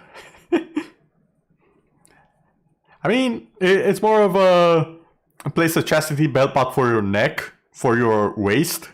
I mean, that's kind of where chastity belts go, but that's beside the point. Or actually, it's still your belt, because flasks usually sit on the belt. So we're not going to think about it too much. Really makes you wonder what they're going to inflict upon you. Yeah, that's true. I mean, we know you just cannot use it, but how does it work lore-wise? No, not that kind of ring. Stop. No, I meant an actual ring. But it stops you from using the other things. I didn't say where the third ring goes. It probably goes on the third hand that grows out of you. We'll just say that. God damn it, Harris. Not that type of ring, a normal ring. No, even off stream. No, denied. Remember, I'm the say-so one here. Although that does come into question how I knew exactly what you meant. A toe ring. Let's just say that I have a lot of curse knowledge that I don't want to remember, okay?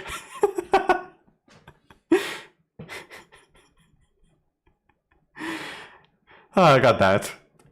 Yeah, let's just move on. Let's let the video play out, shall we? Unlight Silhouette adds a hefty life cost to all your spells, but they deal additional chaos damage based on the amount of life spent. Of course, there is more to come. What powers might you glean from delving deep underneath Rayclass to fight all the crystal? I know you're pulling my leg. What secrets I'm well aware. Herald of the Scourge waiting at the end of the Forbidden Sanctum. As you can imagine, there are countless possible combinations with the system. You could be a Slayer that embraces corruption and vile power, or perhaps you'll play an Occultist that doubles down on their dark power. Yeah, there we go, another integrating ring the slot nameless appeared body. there. We are excited to see what crazy and interesting builds players come up with. In the most recent Path of Exile 2 expansion, the Third Edict, we introduced a much anticipated feature, fully asynchronous trade. It was a fantastic success, so now we're excited to announce that we'll also be adding this feature into Path of Exile 1. I don't know why, but I feel like I can sense a little bit of pain when he said it was a fantastic success.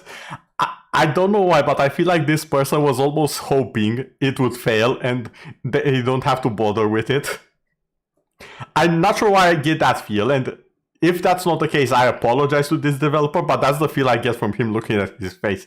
He's like, God damn, why do I have to announce that it was a success? What sort of punishment is this? When you reach Act 6, you'll be able to find Faustus in Lion Eye's Watch. Previously, he just operated the currency exchange. Now, he will also act as a steward for your merchants tabs. These are where you can place items for sale, for direct, and instant purchase by other players even when you're not online. To list an item, Essentially, they've allowed people to finally have an auction house, and it's active even when you're not online. Before, you had to go to a website, register there, say that you want to sell this for this, wait for someone to message you in game, actually be in game, and then invite them to your hideout and make the trade manually. How many steps was that? Like 6 or 7? I know some of them you don't have to repeat. But Jesus Christ, it was a lot. Why was this not here day 1? Now granted, all things considered, in the devs defense, for all we know, it might not have been as easy to make back in the day. 12,000 steps you counted. Thank you. Much appreciated. But yeah, pretty much, it's something so basic to an online game. How was this not from day 1? Many have asked for years for this. It's finally here. It's also, I think it was originally in Path of Exile 2, and now it was introduced in Path of Exile 1, if I'm correct. simply place it in the tab and select a currency and an amount. I'll let you know. Once listed, other players will be able to find the item by searching for it via the trade website or the new in-game market search. To purchase something for yourself, it's as easy as hitting this button, which will teleport you to the seller's hideout, where you can view their merchants tabs, buy the item, and also view the rest of their wares in case something else catches your eye.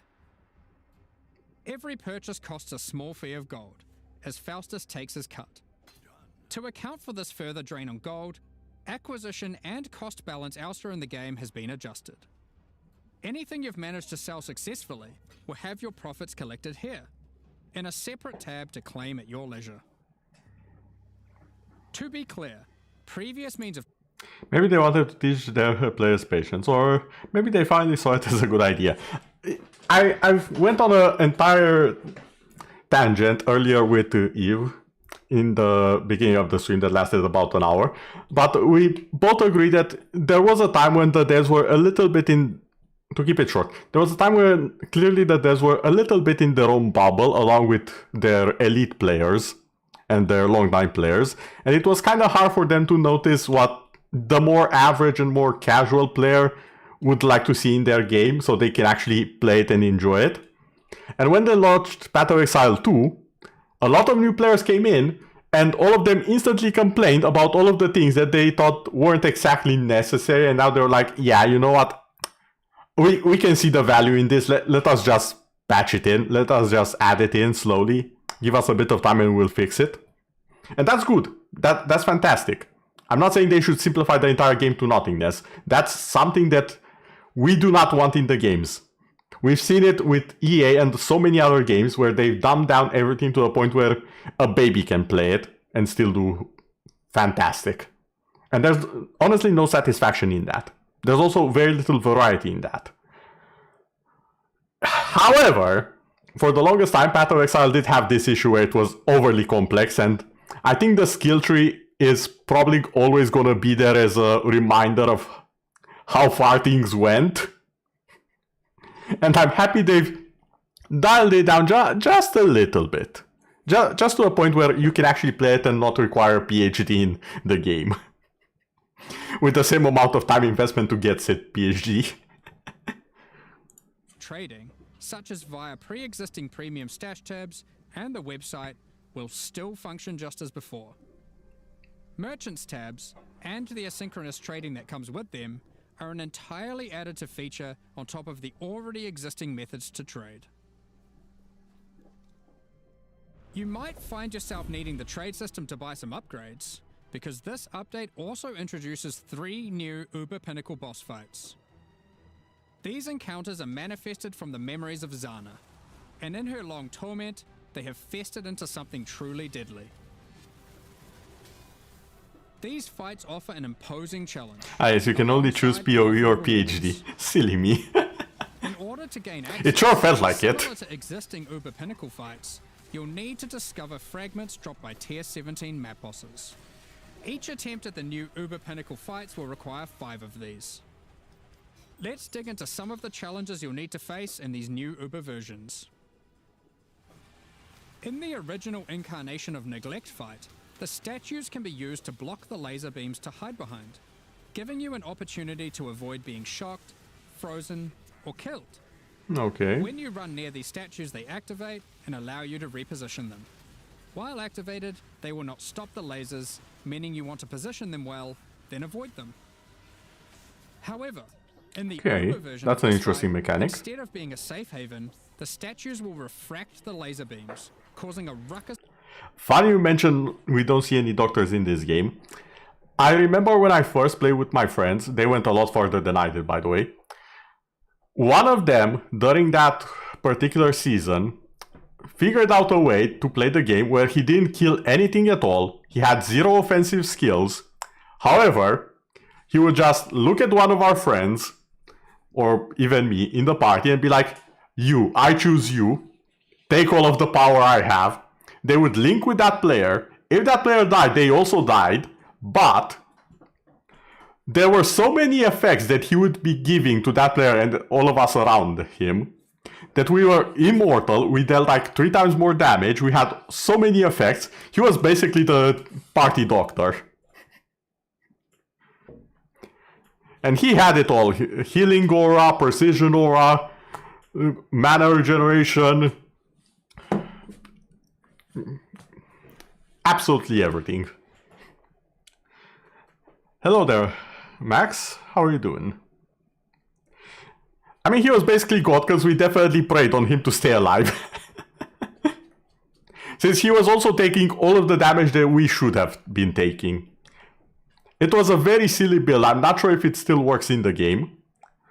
But that's kind of one of the things that I do appreciate about the game. They went to extreme lengths to make a lot of stuff. Good, how about you? I'm doing quite well. This week especially well. And we are currently watching the features that came in Path of Exile, Keepers of the Flame. Of energy to cover the arena. Activating them will prevent the refraction. So unlike the base fight, where you want to position them well and then avoid them, you'll be wanting to constantly keep these statues active. But then you have to deal with their assault of attacks. While fighting the incarnation of Fear, these fiery orbs will slowly clutter up the arena, locking off portions of it until you bait the boss into detonating them himself with his thrown spear. Okay. When Uberified, these they orbs are move. attached by a flaming leash to the boss, rotating around him constantly. More and more will spawn as the fight goes on, making it even more imperative that you clean them up by cleverly using the boss's abilities against him. Normally in the incarnation of Dread fight, during the bullet hell phase, you have to acquire a red rose, run it to the boss, then... I would say, I appreciate they are also showing us the normal versions for newer players such as myself. Because I've never seen these guys. I mean, they are new bosses, obviously. But this is a better version of them already. So I don't even know if I'll see it. Or at least all of them. But I appreciate seeing the differences between the modes and whatnot. Collect a blue rose, doing the same, causing it to get heavy stunned and interrupting its mechanic. Okay. In the Uber version, you have to do the same, but in order to get the blue rose, you have to defeat the incarnation of Neglect, and to get the red rose, you have to defeat the incarnation of Fear. Okay. Okay, so from what I understand in that one, there's 2 minions, and you have to beat them before you get the roses to pop, so to say. Okay, an interesting mechanic. Difficulty of these bosses, their reward should be worth your while. Yes. Let's take a look at some. From the Uber incarnation of Neglect fight, we have Bitter Instinct, a spiky shield that turns retaliatory strikes into preemptive ones, making it just a matter of time before the long arm of justice crushes your foes. Alternatively, you might find Festering Resentment, a poisoned blade with an unending supply of toxins built into the hilt. These toxins are put to good use, causing every spell you trigger to be capable of poisoning with all damage it deals, enabling a truly crazy trigger-centric poison ruckus. And from the uber incarnation of Dread, the Hallowed Monarch, a counterpart to the Dark Monarch. Oh! Speaking of, remember when I said that friend of mine had several skills that link with the player? This right here. Link skills can target damageable minions, so you can basically play what he was playing, but with the minions instead of your friends with this helmet. Which focuses more heavily on investing into one or a few minions, rather than growing your hordes to massive proportions. Storm Rayclast, with your chosen few at your side, stealing power from your enemies as you go. We've got a number of quality of life changes to bring to 327 as well. Many of which you may have seen already in some of our pre-livestream teasers, but for those who haven't, Heist is a mechanic which has long frustrated some players who may otherwise have been interested in the Okay, so I'll explain this one for newer players. Heist is a game mode, kind of, where you break in, you steal a lot of stuff, and then you try and get out alive. I personally like it quite a bit because it has a little bit of a story attached to it and all of the people you run the heist with. It can be very entertaining, but it's also a little bit BS sometimes, in my opinion, with some of the enemies you fight. But again, my builds aren't the end-all be-all of builds, quite far from it. They are whatever I thought worked at the time, which clearly I have no idea what I'm talking about. Because the second I swapped to a guide, everything went so much better. Like instantaneous 200% upgrade to my quality of life. rewards it has to offer, Oh, but have hold no on. desire to grind through the There we early go. progress of finding and running low-level contracts to get all of the rogues to their maximum level. Well, Yeah, so what he just said, before, you had to team up with several NPCs while you were trying to steal stuff from a location. Because that was the heist. It's a little heist. You are on a mission to steal stuff. And you went in the location with a partner, or several, depending on what type of mission it exactly was. And you were stealing stuff up until a point where the alarms got triggered, and then you had to get out. Preferably with the main piece that you wanted to steal. One of the quality of life changes they did implement in this, that's perfectly fine. I just enjoy explaining it to people, and who knows, maybe it will get them to either have some interest in the game, especially since the game is free, so that is a very strong positive for the game. The game is free. But yeah, what they did is that before, you had to level up their skills, and you would only get the level up of the skill every once in a while on successful runs only. They've removed that because it was kind of limiting. So from this league on, you don't have to level their skills. You can just find a mission and do the mission with the partners that you have. starting in 327, heist rogues will automatically begin at maximum level, so you can start your dubious criminal career without all the busy work. Points invested into your Atlas passive tree will now be refundable with gold. So, Eris is not familiar with this. This is the second big tree of the game. It's almost as intimidating as the first one, except you see it far, far longer into the game, like 40 hours in. 40 hours, if you're going especially slow, maybe 100 hours in the game. Sometimes you don't see it at all, like I haven't seen it the first few times I got into the game. But what this one specifically does, this skill tree, it affects how the endgame content you interact with. It's still not as scary as the second one. Yeah, the first one. By the way, Nox told you to play Yakuza, and I hit him with a, if I had money. He checked the price and said, yeah, no. And said, you said, I don't recommend games if you can buy them for me.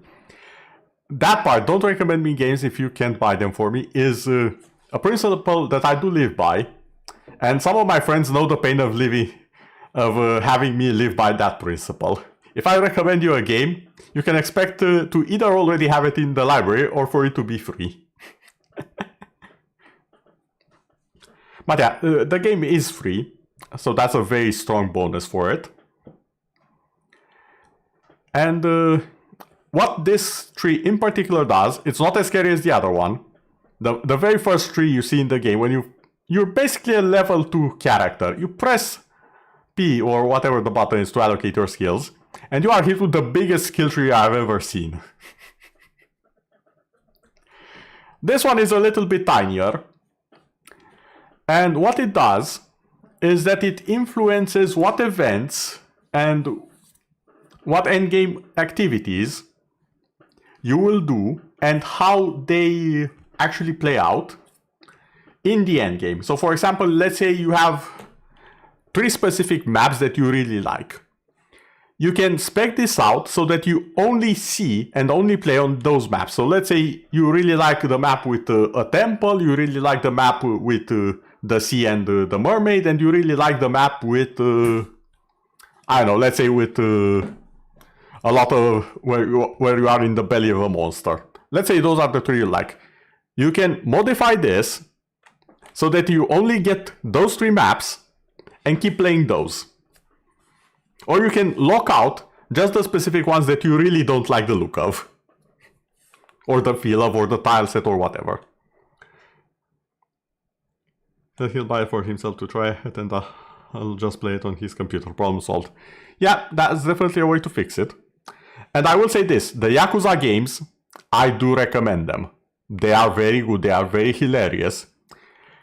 Sometimes they do drag along a little bit, and I still haven't completed Yakuza 0, and I do have a lot of the Yakuza games that I need to get through 0 and then all of the others. That's a me problem. But at some point, they will be done.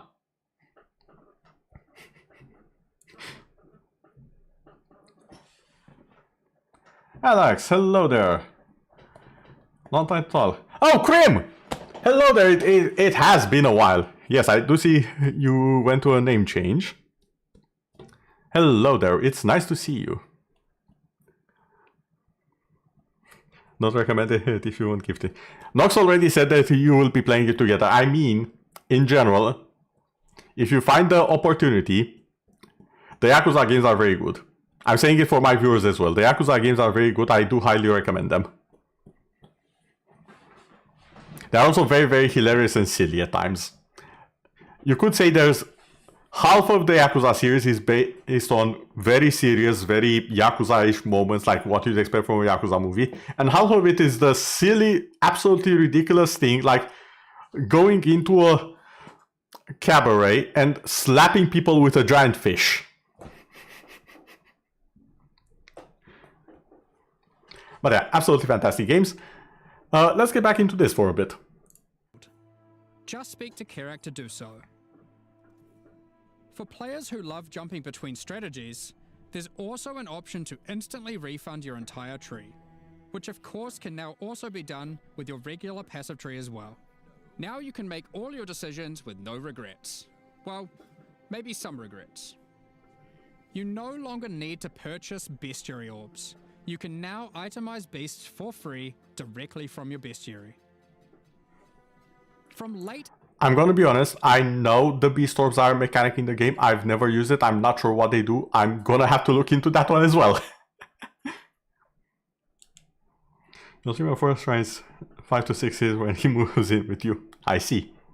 Although I think he can just share the account, like family sharing or something, if that's still a thing. I know it was a thing at some point, I'm not sure if it still is. Act 1, you can now mass identify your items at an NPC in every town, and from Helena in your hideout. This does not require Scrolls of Wisdom at all. While using an altar... Fun fact, I do actually have an interesting cosmetic. It's a weird looking abyssal merchant guy. He just stretches his neck all over the items as they are placed on a carpet and then identifies them. And you see them start glowing their rarity. It's a very nice effect. It's completely useless gameplay wise, but it's very satisfying to look at looks wise. He shares with his best friend and they have agreed to know I see. Orb, you can now hold Alt to swap to using an augmentation orb, if one is available. Opening a blight chest will now open all other blight chests near it. Jesus Christ, Rogue's that's so disenchanted many services can now be accessed from towns and hideouts. Kerak missions now have a handy icon to show at a glance what kind of mission they are. Holding down Control and right-clicking on stacked decks will now continuously open them to your inventory, notifying you in chat what the outcome is. If you still want to open them direct to the ground, to let your loot filter provide a dose of dopamine, you can still do that too by also holding Shift. Val Orbs can be used on monsters encased in essences, to the same effect that Remnants of Corruption have.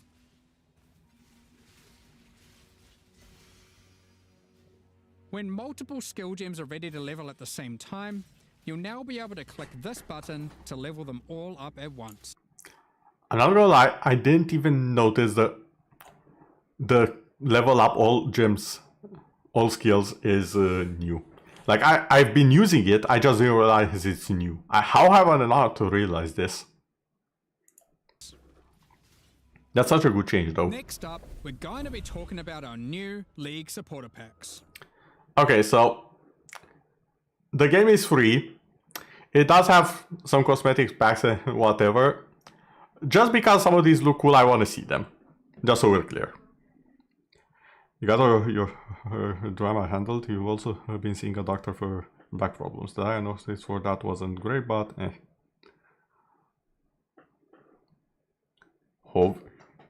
Wait, hoving? What? Oh, moving, I think. Right? I think you mentioned that at some point. You're also moving finally? Yeah, moving, okay. That's good to hear. I'm happy to hear you doing overall better. I was wondering what happened to you at some point because I didn't see any more posts. And I couldn't find your name when I did search it from my list.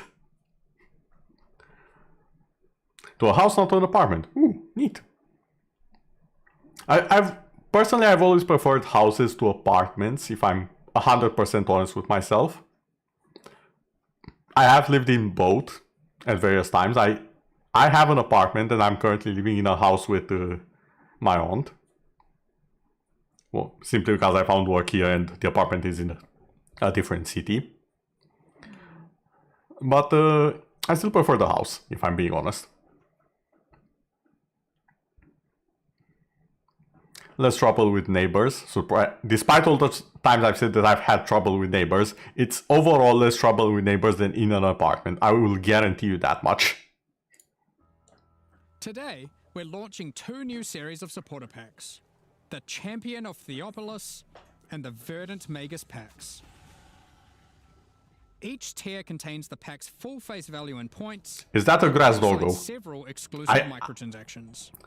I'm gonna be honest, I forgot what the packs have because it's been so long since I've seen the video. Is that a grass doggo? Is that a grassy good boy? As always, the microtransactions in these packs are purely cosmetic and do not affect your character's power or progression in any way. The Champion of Theopolis series of supporter packs contains 6 exclusive microtransactions. Yeah, I moved to Blue Sky for a while because I got tired of XS2. X? What X? We call it Twitter. I don't care who says what, that is Twitter. Until the day it completely dies.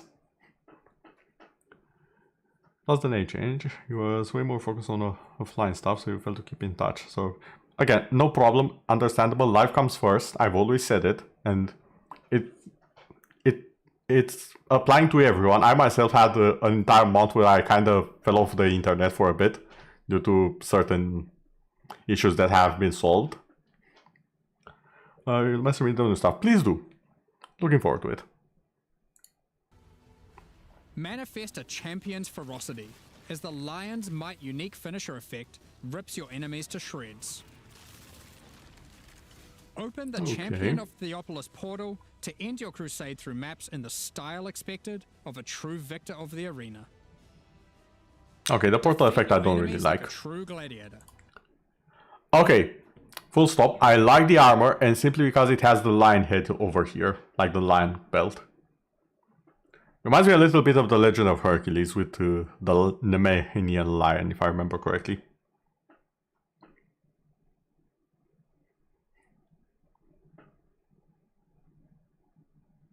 First time in the history of ever you called it X. Yes, you need to purge the corruption. It is Twitter. Wearing the Grand Champion of Theopolis armor set. The armor awarded only to the most elite warriors of the Grand Arena. Oh, it kinda actually has the Take lion charge pelt of the behind. situation and storm into combat with the Flaming Minotaur's Quicksilver Flask effect. The Champion's Podium map device rises up to honor the glory you've achieved as you activate it. Ascend the stairs and stand atop the platform as you enter your maps. Each flame surrounding the platform represents a remaining use on your portal. The burden-back belly goat carries all the supplies necessary for a campsite as he travels behind you in battle. When placed in a hideout, instead of roaming around like your other pets, their supplies are deployed, creating a small camp where you can access your stash and providing a place to take a load off while you rest next to the campfire. So it can either be a pet or a decoration in the hideout. Okay. The Verdant Magus series contains 6 Oh my god, it's exclusive adorable. microtransactions. Having Faustus sell your items on your behalf is great and all, but sometimes you just want to feel a little bit more shady about your dealings. The Back Alley Trader hideout decoration is more secretive with your trades, creating distance between you and your customers. Note that until 327 is released, this Back Alley Trader will only serve as your currency exchange. Once it's out, it will be updated to have the new Managed Shop option to also facilitate your trades. The Verdant Wayfinder pet is a Ah, there's the companion good boy. to any Master Magus. As you approach waypoints, it envelops them with its vines, guiding you throughout Rayclast. Control Earth and nature itself, as the Great Verdant Magus armor set envelops you in the ancient Okay, power that's a now cool lost looking to time. armor. There's also a matching back attachment included. Remnants of the forest ripple out from within you with the Verdant Magus level up effect equipped, restoring life to the corrupted land. Call on an ancient golem to use their power to create a safe passage for you to retreat through with the Arcane Golem Portal. As a Supreme Verdant Magus, you can travel to your Arcane Isle hideout. A cluster of islands held together by ancient magic Okay. passed down between elite mages. Stand atop your tower and relish the great heights you've reached above those who have not harnessed the arcane. These packs are now available for purchase on both PC and console and will remain so during Path of Exile, Keepers of the Flame. Additionally, any microtransactions from these supporter packs will be made available for use in Path of Exile 2. Meanwhile, the Crypt Keeper and Frisian Magistrate packs leave the Okay. store forever at the launch of the Keep. Okay, that was pretty much the video, as you can see here. I'll just shimmy over here so you can see it's basically over. So yeah, those were most of the features, if not all of them, that have been added into this league. I will definitely be playing more of the league. I'll definitely be checking the videos that I bookmarked at the start of the stream to gain a better understanding of both the build that I'm gonna attempt to run, and I'll even try and see if I can maybe get something out of the challenge that Eve mentioned is currently running in the game. We'll see how it goes. I don't have faith in myself, but I have been known to also hyperfixate and prove myself wrong many a times and get a little bit competitive and outperform a lot of people that I never thought I'll get close to. So we shall see where that takes us. However, I do believe it is enough for today. It's okay, we have a hit in you for you. Erisi out here hitting me with the believe in the me that believes in you.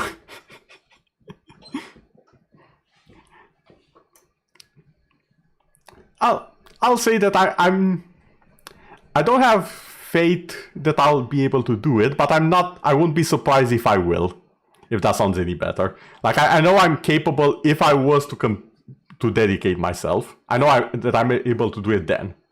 I'm not sure I will dedicate myself. That should be the specific wording that I used initially. But yeah, for now, I will be ending the stream here. Thank you everyone for watching and for going along with all of the stuff. For that, I do apologize. Sadly, it might happen again, knowing me. Having said all of that, hold on. There we go. I will be ending the stream today. And let me just see if someone else is streaming Path of Exile and I can drop you off over there. Since there are drops involved, so for anyone who is interested, playing the game or otherwise, I would like it if it was possible to keep the gears turning, so to say. Let's see. A lot more of Warframe players I'm seeing here, which is nice. Warframe and Guild Wars, the two games that I champion above all others, have been getting such a huge infusion of players lately. Like I keep seeing people brand new to the games being like, oh hey, I just started playing this and it's blood fantastic, why didn't no one tell me? And meanwhile, on one hand, I'm so happy they are getting into it. On the other hand, I'm like, I have been screaming this for years. But no, for real, I'm so happy both games are getting the recognition they deserve. And so many more players. It's great. Let's see. A lot of people playing Repo as well. Oh my god, did it launch? Apparently Sacred 2 Remastered launched, or at least is in early access, I'm not 100% sure. Sacred 2 is another similar game, like it's in the same genre, but it's not a live service game. It's more of a single player experience with some co-op added in. It's very revolutionary for its time. The original Sacred 2 launched like 20 years ago or something. And it has so many features that are considered new right now. You hop on Warframe from time to time, but I don't know, I can't stay committed to it. I think it's... Warframe has a little bit of a... I don't get it, and oh my god, everything makes sense. It's all about getting to the everything makes sense bit for a lot of people. And it can take a while. It also depends on how people have eased you into the game. My friends, when they got me into it, have done such a horrible job that I've actually gotten good at teaching people how to play the game. So it was because of them, but not thanks to them, if that makes sense. Like, they did such a horrible job, I almost wanted to quit day one. But I didn't, and I stuck with it, and I found quite a lot of lovely things to do with the game. But it does take a little bit of time. I do believe I've showed Ares as well, Warframe. I'll need to see about initiating her into that one as well. Especially since we are getting some new interesting updates in December for Warframe as well. Let's see. Well, actually no one I know is playing PoE right now. I feel like all of the people have already gotten their farming done and I'm just on the last stretch. Which, to be fair, is very normal for me, but let's see. Maybe we'll just wait someone new. You can get me to geek out easily by bringing up Warframe lore. Oh, definitely. The lore and the overall gameplay, fantastic. It's a combination of the grind and the lack of a clan you feel at home in. So funny story about that. The clan I have is a little bit interesting. They have a system in place where people who have contributed to the clan, yes, they have contributed to the clan, let's go with that. The great clam of the dojo. No, they have contributed to the clan. People who have contributed to a clan long enough are promoted to a special rank called, what was it again? It was Prime something. Primed Lazy, Primed Dweeb, it was something along those lines. And basically they are treated as retired members of the clan. They can stick around, they're not required to do anything. But because of their contributions, they basically have the same rights as one of the recruiters of the clan. And that's kind of my position. Okay, let's see.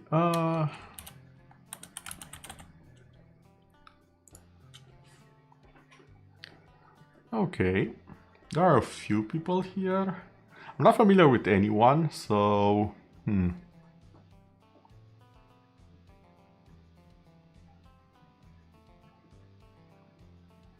let's see. Can I find someone? I don't want to rate the.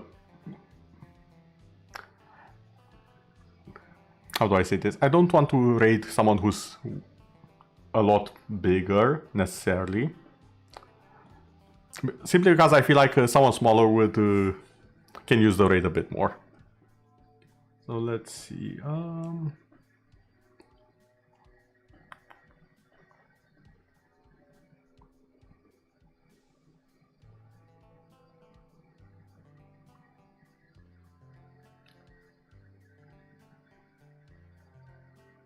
Oh, that's not an English one. There's a lot of channels I'm noticing that are in different languages as well. Maybe I should sort it by English.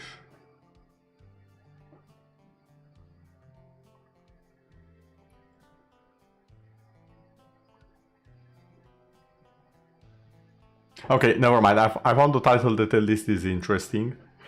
PoE 2 build didn't work out. Back to eye damaging gameplay. You know what? Let's see. I'm gonna listen out just a little bit.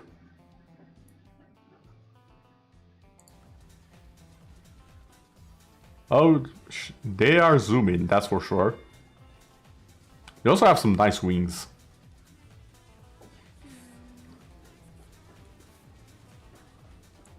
Yeah, you know what? We'll be raiding Amy Pie, who is playing Path of Exile as well. And clearly doing a much better job than I am. I do believe she is in the end game of it, or at the very least in the maps, because I do see the Atlas icon on her bar. Oh, she also has the Arcane Hideout, the one that we just saw. Okay, you know what? I think this will be a good time, so... Gonna put this here. And let us raid, shall we? In a 3, 2... Never mind, it's gonna be a 3-2-1 in a 3-2-1 because I forgot that it takes 10 seconds to ready up the raid. Once again, thank you everyone for watching, hope you had a wonderful time, and I shall see you all possibly tomorrow, when I'll also be having a Warframe related fashion video ready. It's not something too big, but it's gonna be there on the YouTube channel. And I will be also playing something else, but I can't remember right now. You can find the schedule on Twitter as well as on Blue Sky. For now, let us go and see what Amy Pie is up to, zooming around at the speed of sound. Good night everyone, and see you all later.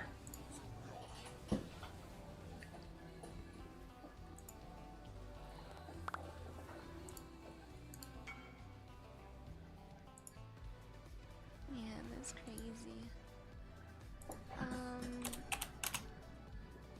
Rihanna, Athena's Rihanna, thank you for the raid. And see you later YouTube as well.